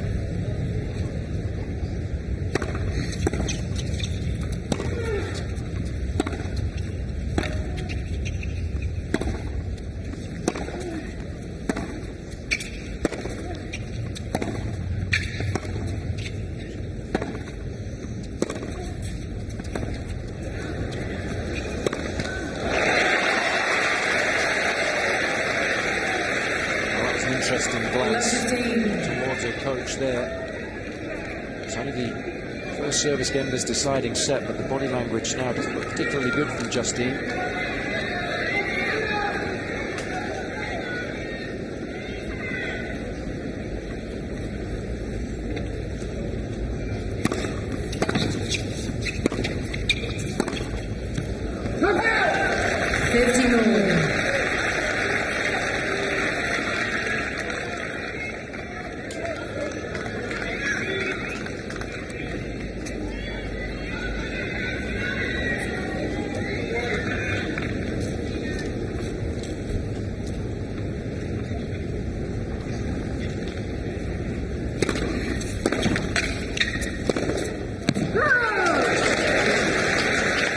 See a player have match points, such a crucial match like this. Always cast my mind back to the McEnroe-Borg encounter, Wimbledon final. Borg had so many match points in the fourth set tiebreaker, lost the set, and then still managed to go on and win the title.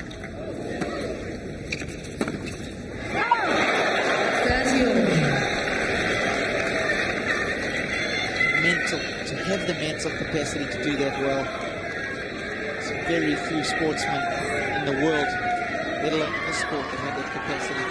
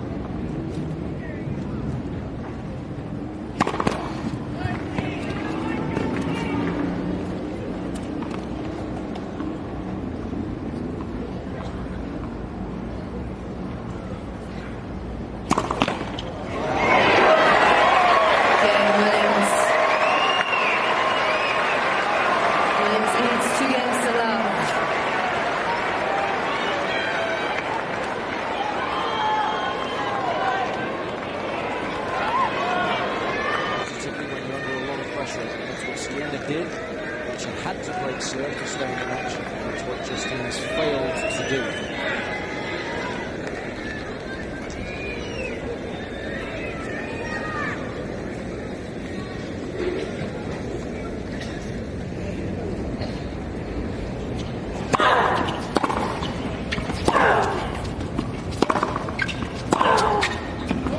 lifting.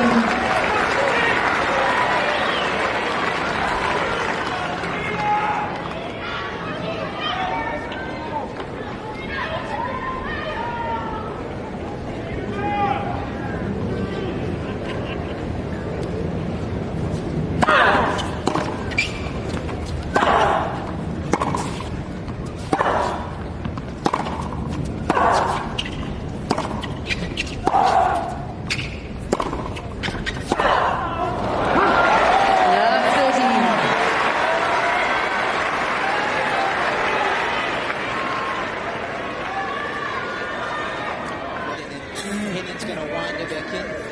Williams going to have a couple of match points. And then who knows what's going to happen after that. Just got that feeling about it, this match.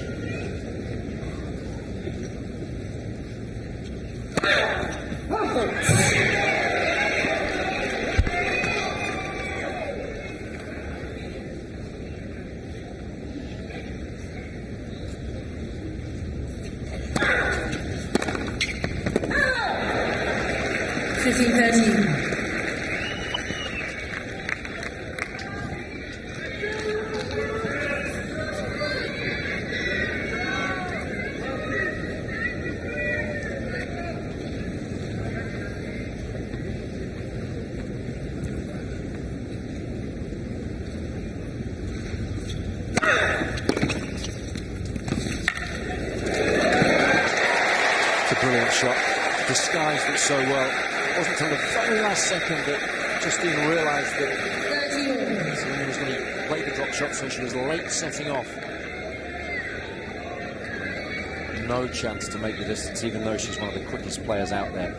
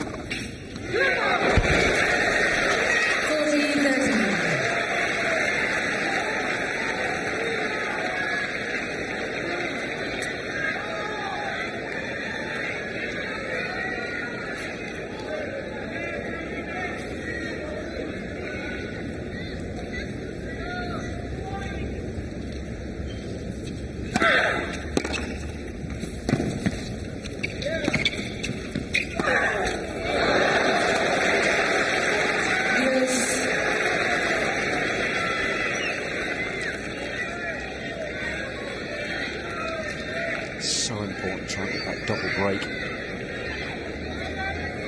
Or if you've just broken, to hold serve in the very next game to keep that momentum working firmly in your favour.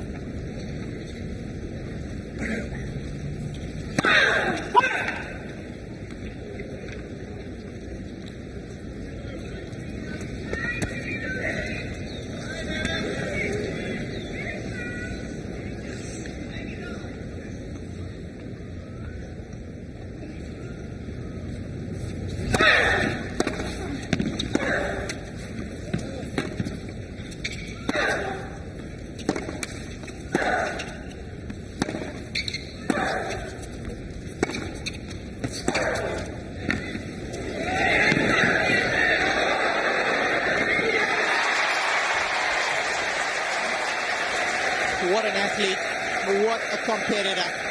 And what anticipation. He's already moving up the court there before Justine made contact with the volley.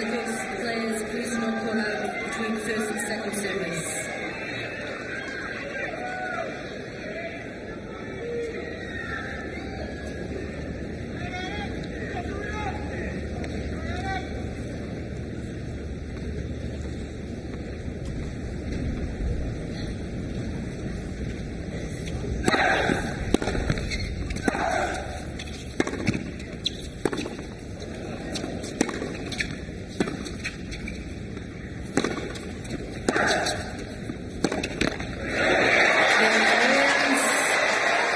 That's a decisive hold for Williams. Momentum firmly on her side. Just 3 games away from the title.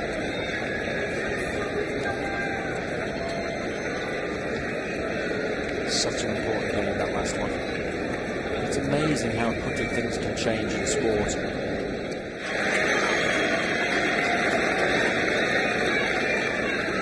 What do you feel for Henin? She's never won the title here. How she would dearly love to add it to her collection. Really is an uphill battle, though.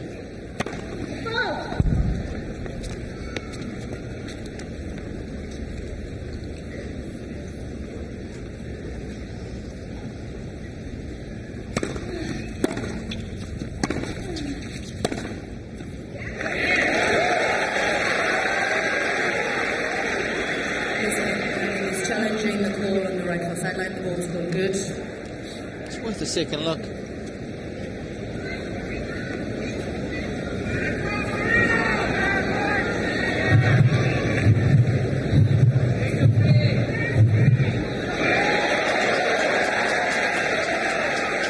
Only needs to catch And there's one challenge remaining. 1 millimeter to be in.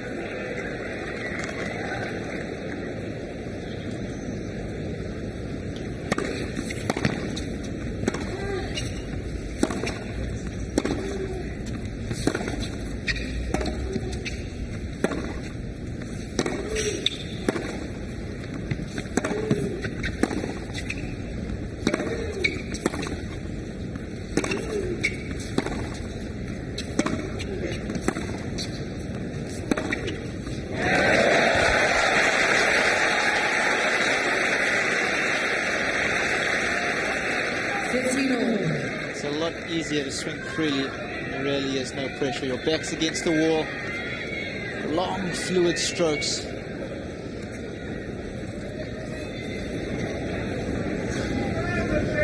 Still mountain to climb.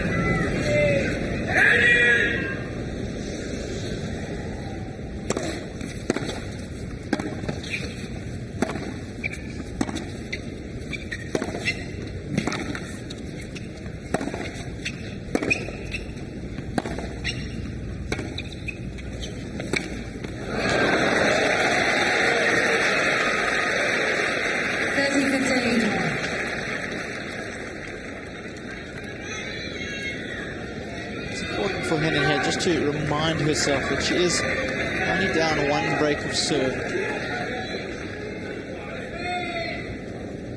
Just feel if she lost her serve here, it's a different story. But right now,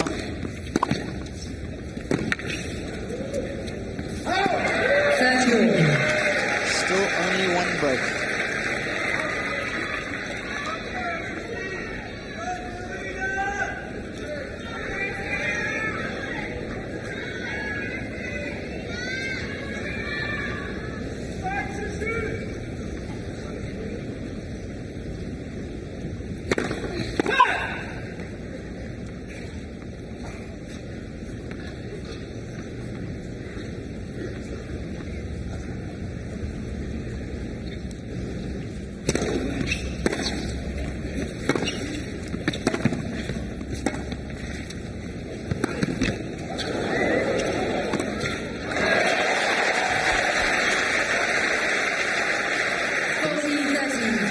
By the net cord was Serena.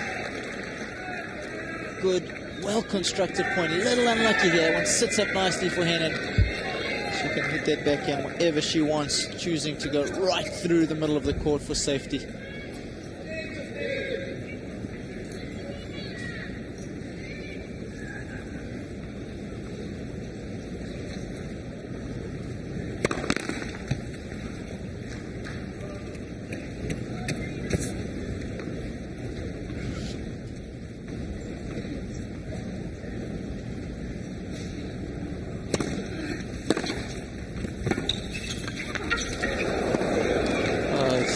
Again.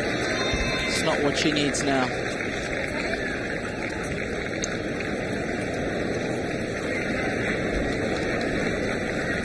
As if she hasn't been through enough.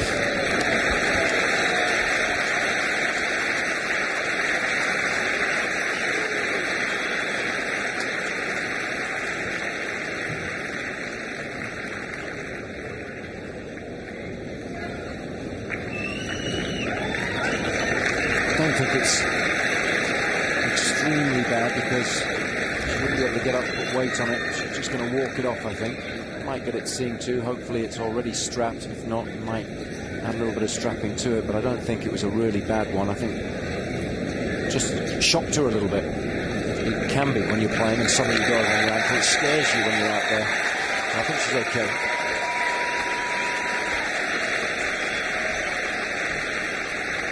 It's happened a couple of times in the match.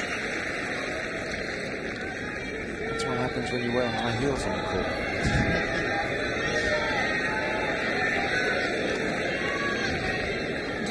But now, very important to get the concentration back. Remember, she went over on her ankle when she was serving for it, wasn't able to get the concentration back, served the double fault, lost the game. Needs a positive response here.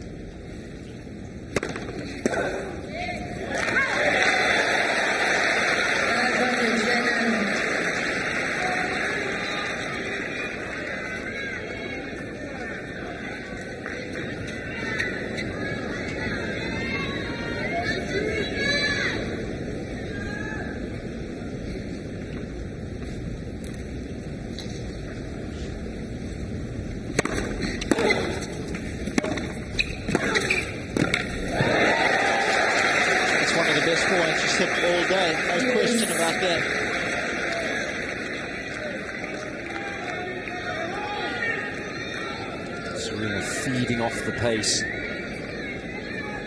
Justine not quite getting tight enough into the net. I'd like to see her occasionally hit a slice approach shot. The ball a little lower, not give Serena the pace to feed off.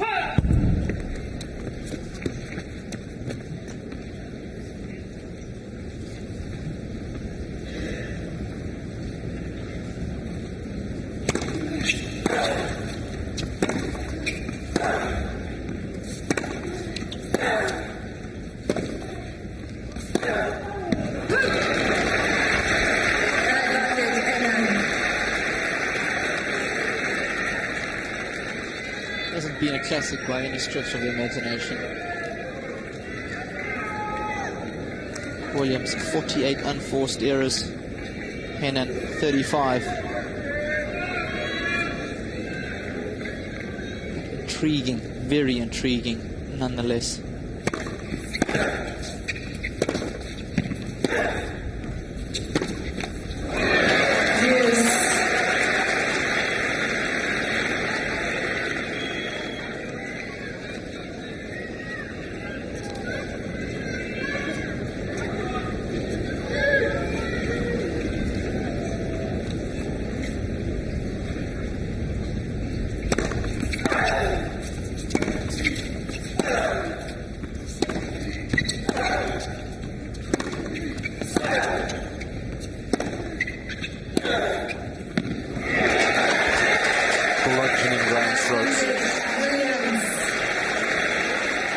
The importance of this game. Didn't do enough with the backhand and not forcing Serena to move at all before she was able to open up her shoulders with the forehand.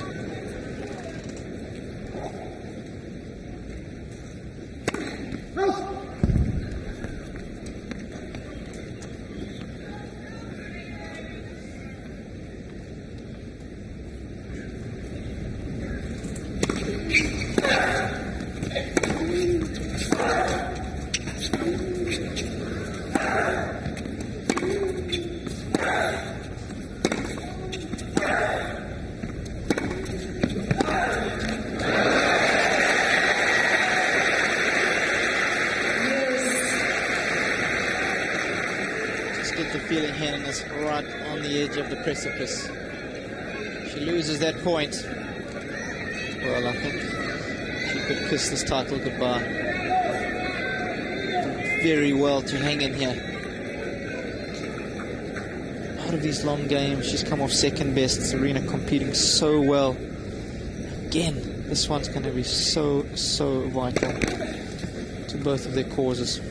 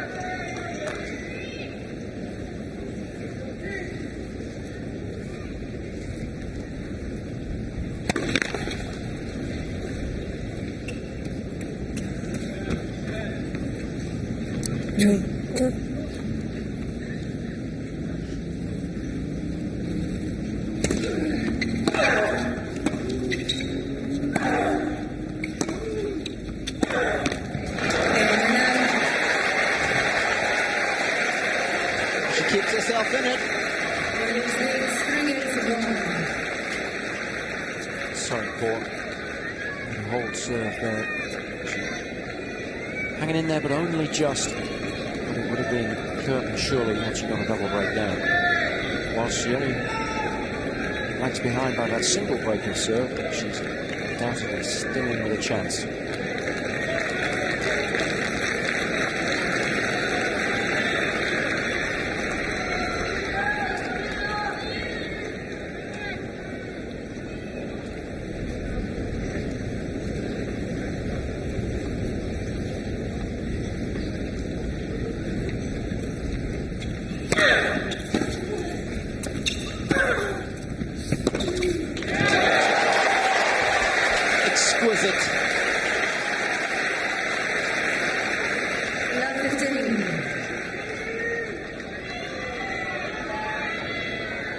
See when she's relaxed, she plays so much more aggressively, much better quality of tennis as well.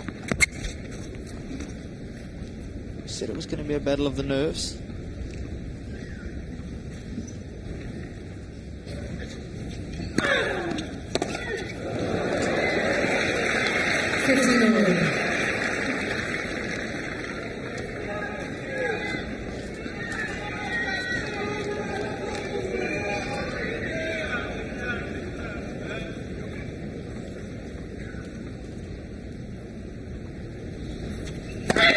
Last for service.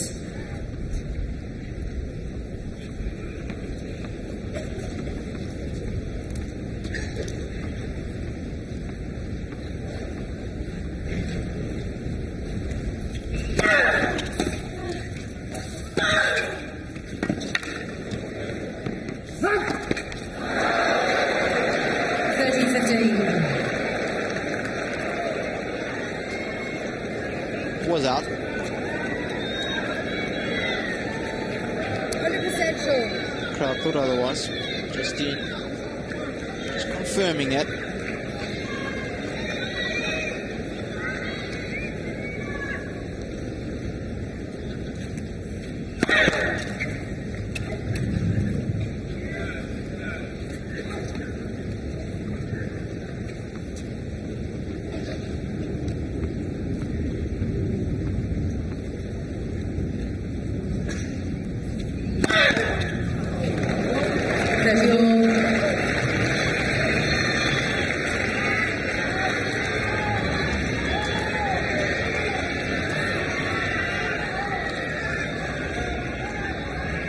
Could this be another twist in the tail?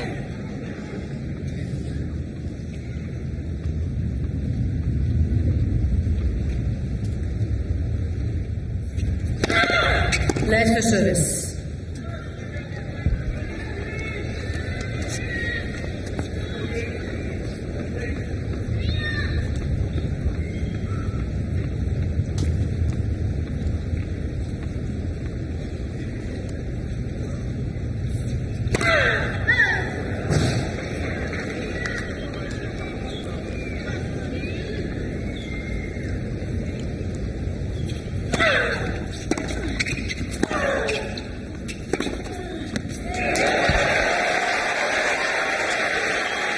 Well.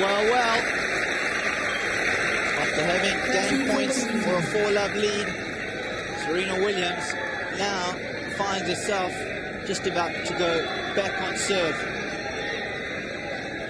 Henin with her 11th break point opportunity.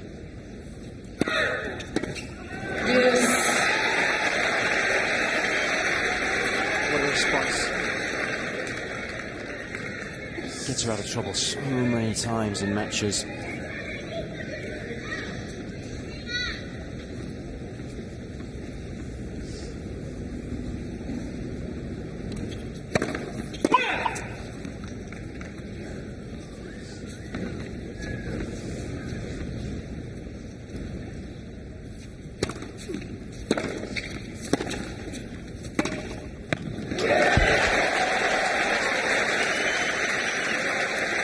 Skipping it up here, you sense from Henin. Well, it was a really good shot. The footwork was superb, moving through the ball all the time. inch perfect.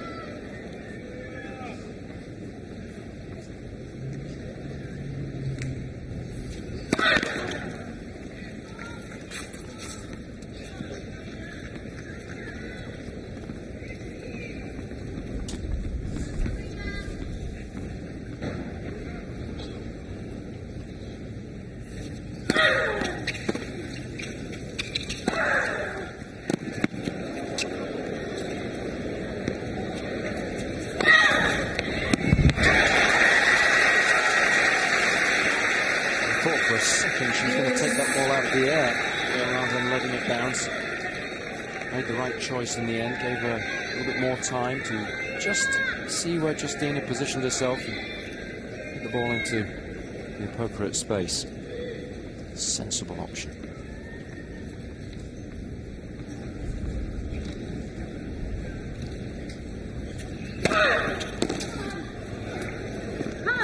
And Williams.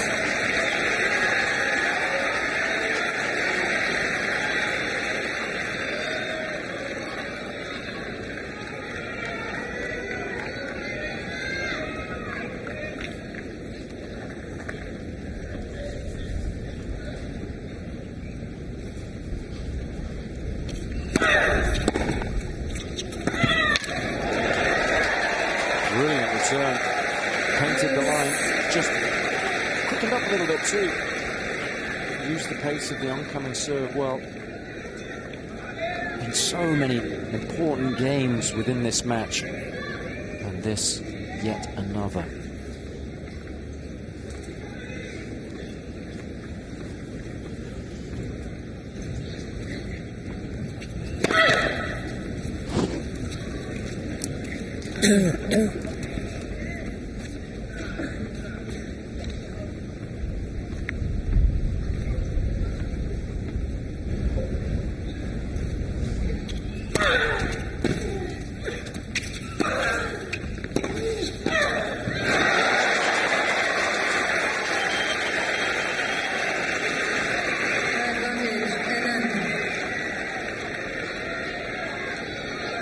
Getting down low enough. Throat shot not wide enough, and then you can look at it.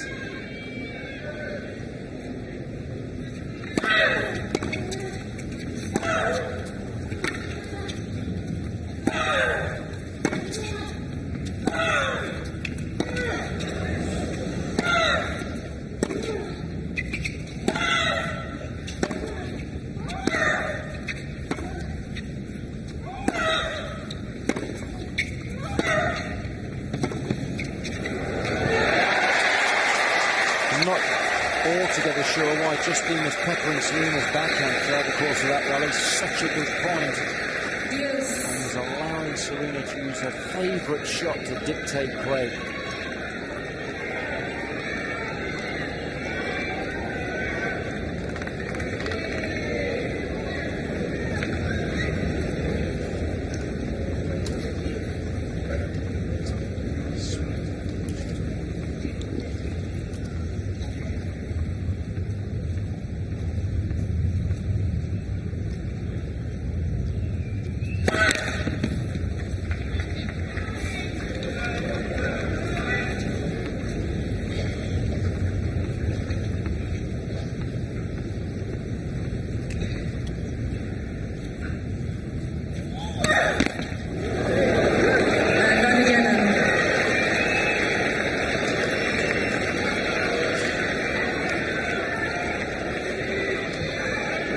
To tell you the truth, I don't really know what to expect next.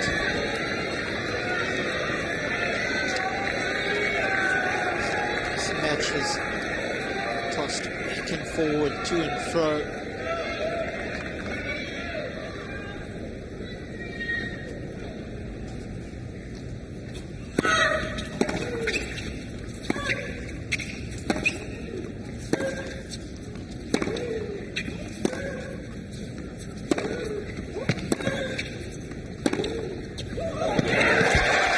She's back in it.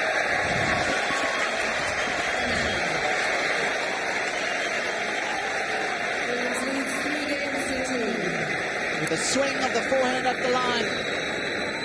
Justine Henin swings herself back into contention.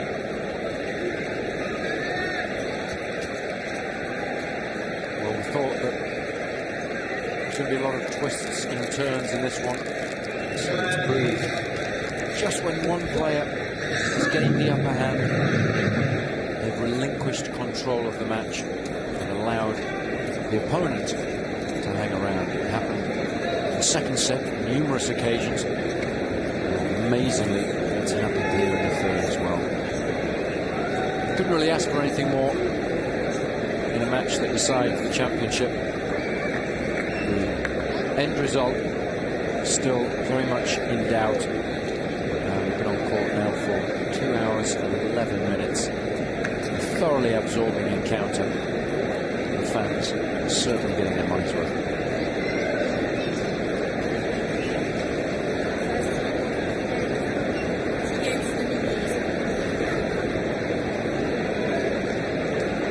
Well, they certainly have been entertained. Several occasions. Fans have been out of their seats, can't believing what they're seeing. Drama that's unfolding in front of them. Seats quickly, please. Thank you. Time.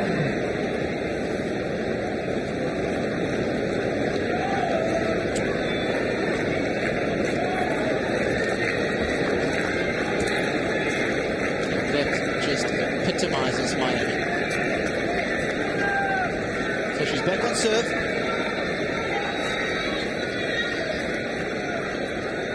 See, she needs to get more first serves in. So when she does, it's a different story. Serving from the good end. No sun to contend with. The north end. 2-3.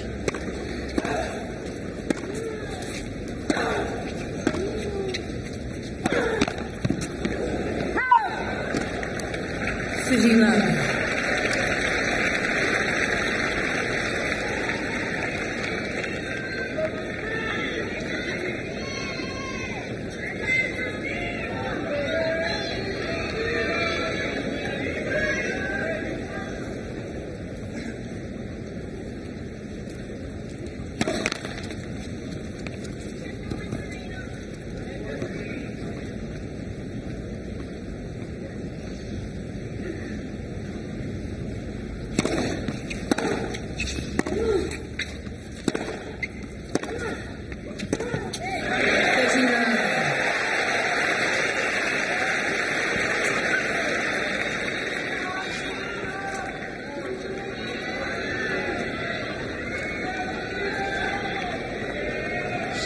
To fight off the demons of having match points in those second set, not converting,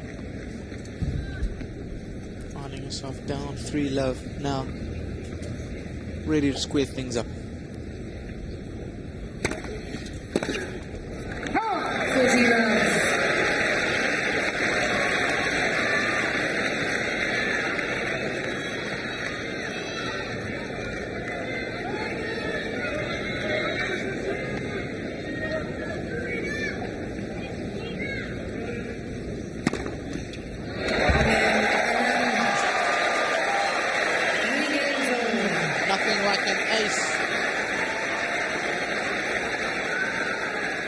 Signal the fact that you're not ready to lie down just yet. So resilient. Both of these players are terrific competitors.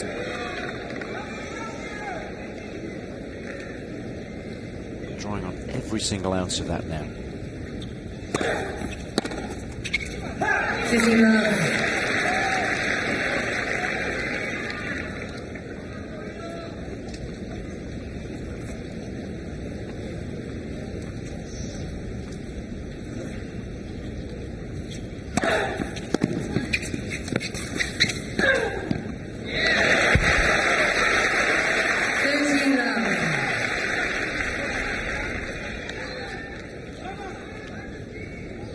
Both girls doing such a good job when they get the first serve in.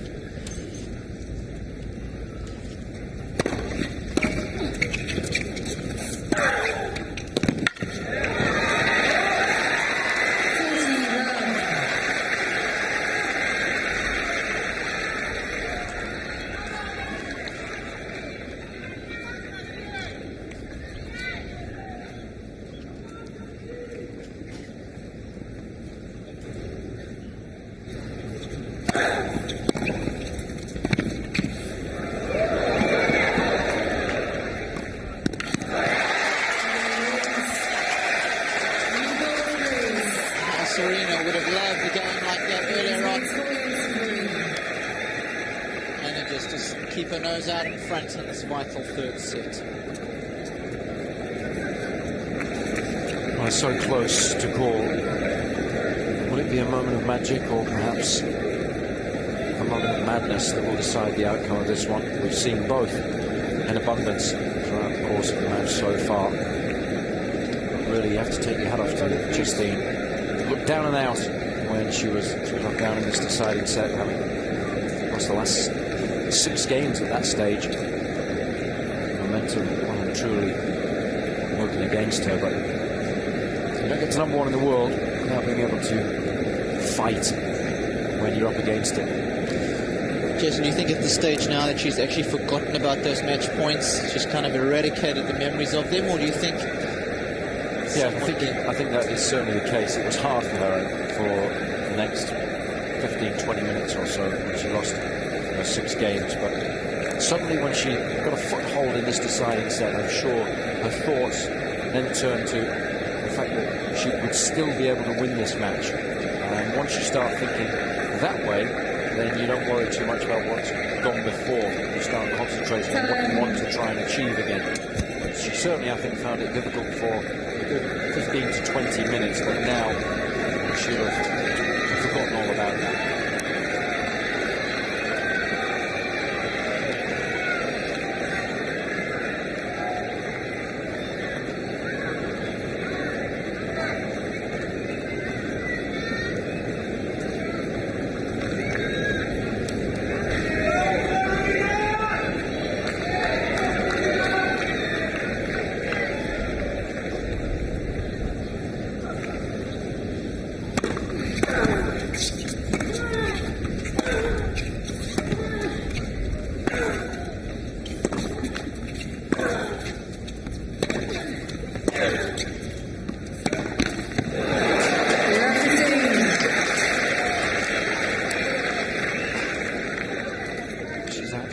Disadvantage serving second in this set, because as soon as you lose the first point there, the crowd start to sense a half chance.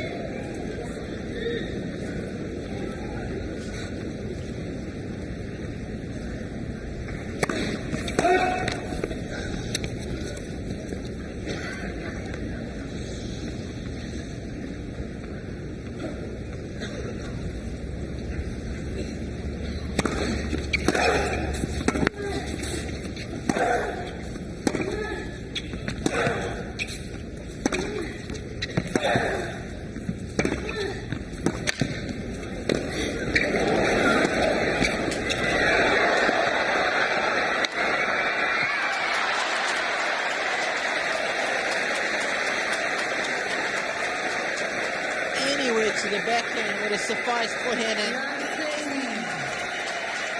This really a case of going too much to the forehand. Great reflexes.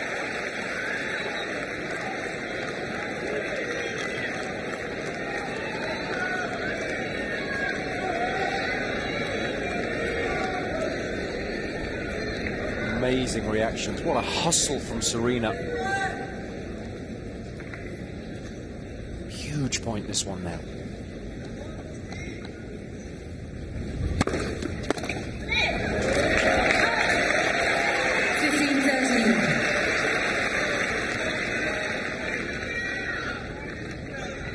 Still the cries of Ale urging herself on.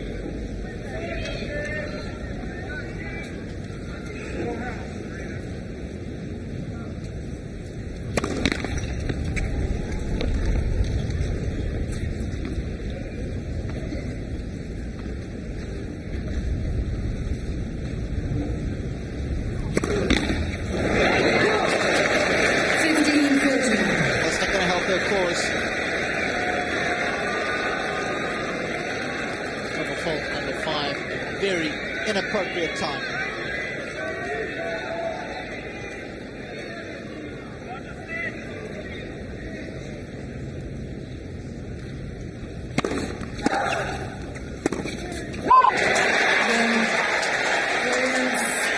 What a disaster. Worked so hard to get back into the match and then just threw it all away.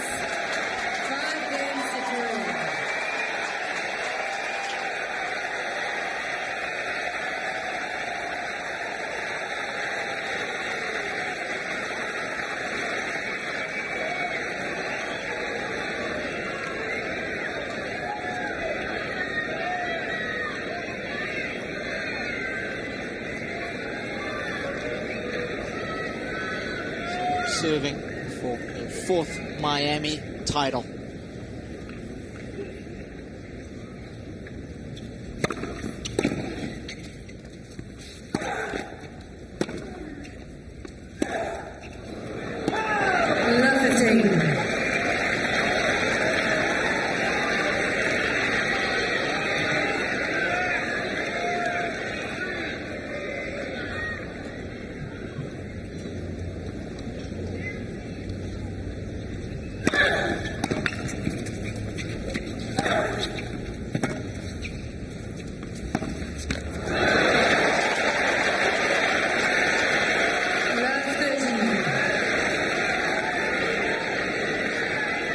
Would you like to predict what's going to happen next?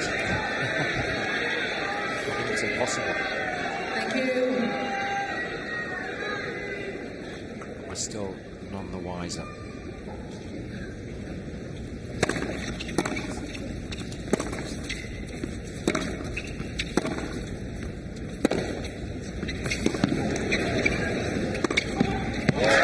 On the rise, taking the backhand early, hitting up the line, one of the toughest shots in tennis.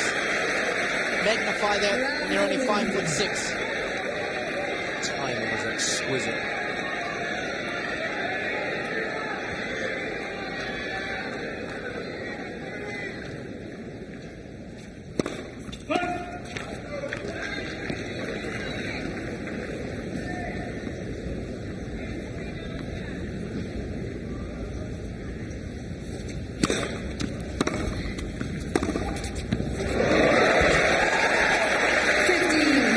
Slap shot. And managed to find the target, but only just hit it a little late. No real footwork, any note. Lucky still to be alive in this game.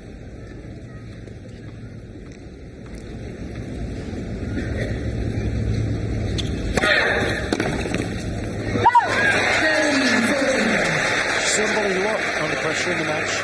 And you have to give her credit for doing that. It's a surprise tactic.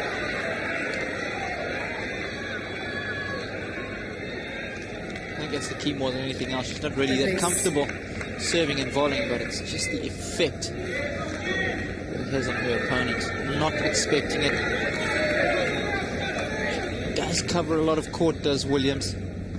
Makes the target feel very small.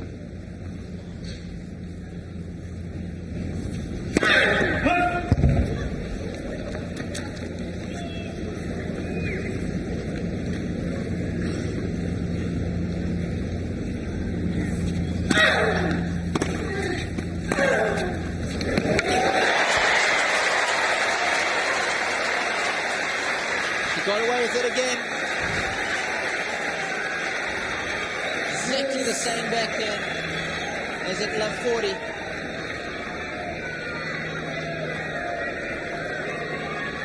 Fights off another 3 break points.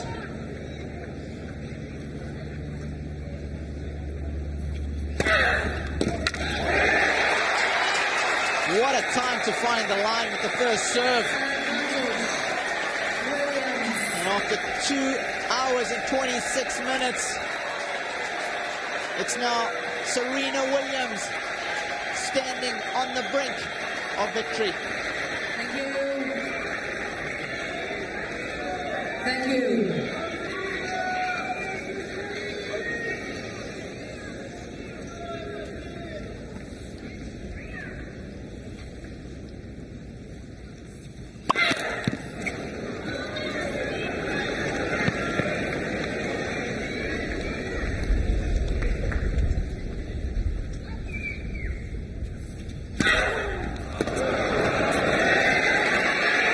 It's in.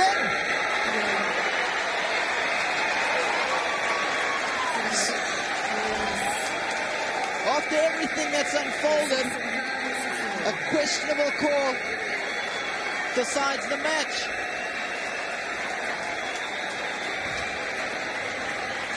No one would have guessed it, but what an effort from Serena Williams. Down and out for most of the match. Match points down. in the second set. She can't believe it. She knows how lucky she is. Didn't play her best tennis today, but somehow managed to find the necessary energy to secure the W. It's all champions do. You have to feel for Justine Henin. She almost wanted to question this call. Felt like because it was match point she couldn't.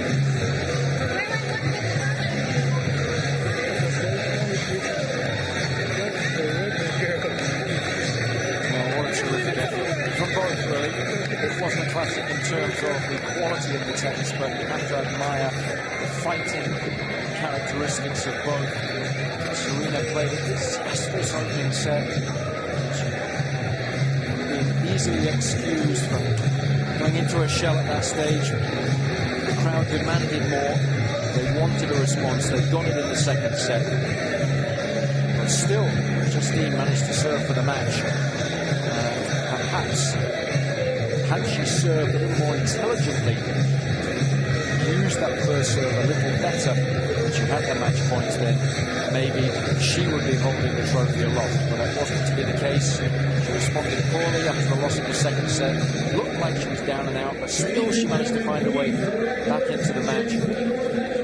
Williams it was who finished the stronger of the two. And her amazing record here in Miami continues.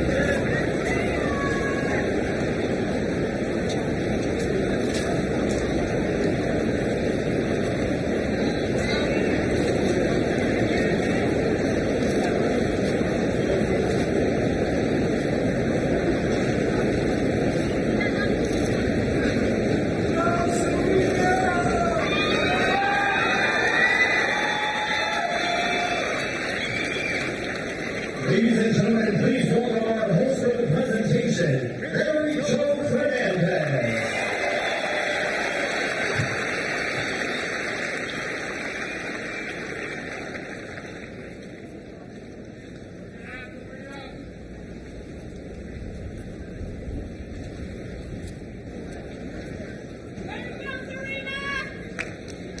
Ladies and gentlemen, wasn't that an unbelievable match? How about another round of applause for these two great champions?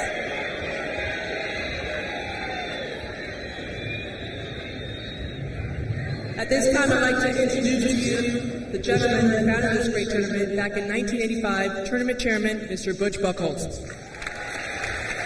Thank you, Mary Jo. Ladies and gentlemen, this is an opportunity for me to say thank you to some very special people. To our volunteers, to the county manager, to all the players, the WTA, to our tournament referee, and to Adam Barrett and all of our staff. We've just had a great week, and we just really couldn't have done it without our sponsors. And a special thank you to the president of Sony Ericsson Mobile Communications, Mr. Miles Flint. Miles, thank you.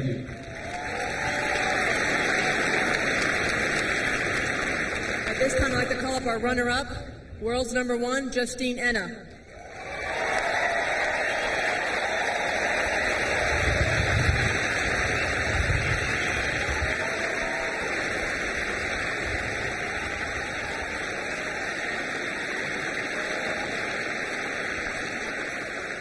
Justine, bad luck today.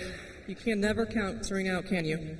No, she's a real fighter. She played very well. I want to congratulate her. She had a great tournament, and it's been a good tournament for me either. It's been tough for me here in Miami in the past, and I have better memories this year, even if I could win this match. But thanks to the crowd also for a lot of support. Thank you.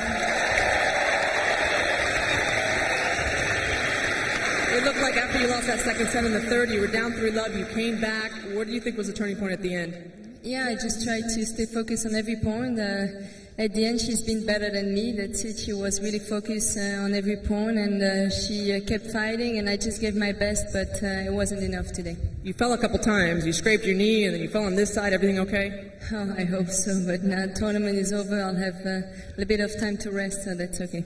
All right. Congratulations, Justine. And now Miles will present the runner-up trophy.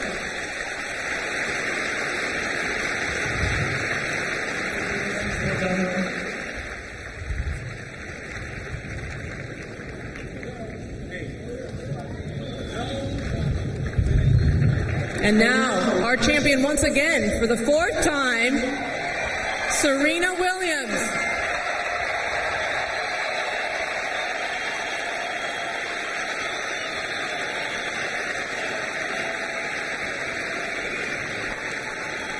Serena, congratulations. You just don't give up, do you? You know, it's just not in me to give up. I always keep fighting, and, you know, I just can't give up. So what was going through your mind? I mean, you lose the first at 6-love, and then you're down 2 match points. You know, I thought about you. I thought about that time you were down at the French Open. You were about to lose in like 45 minutes, and I said, you know, I don't want to lose this match. Just at least let it last an hour. And, you know, I was like, God, just give me the strength to be out here. And next thing I know, I can't believe it's over. I'm going to take credit for this win, everyone. Now, Serena, last year at this time you were injured. You didn't play a lot of tennis. How pleased are you with the start of the season, winning your 8th Grand Slam in Australia? Your ranking's going up to number 11 now. Woo! It's one around the corner. I'm just excited to be back. You know, last year was looking quite dim, but, you know, thanks to the fans out here. I love playing here. Congratulations, Serena, on winning your 4th Sony Ericsson Open. And now Miles is going to present you with a beautiful Waterford crystal for the champion.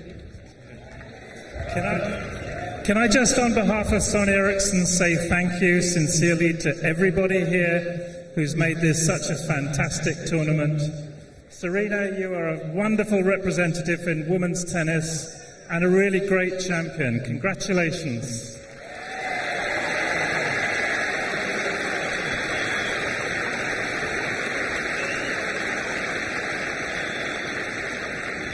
Ladies and gentlemen, your 2007 Sony Ericsson Open champion, Serena Williams.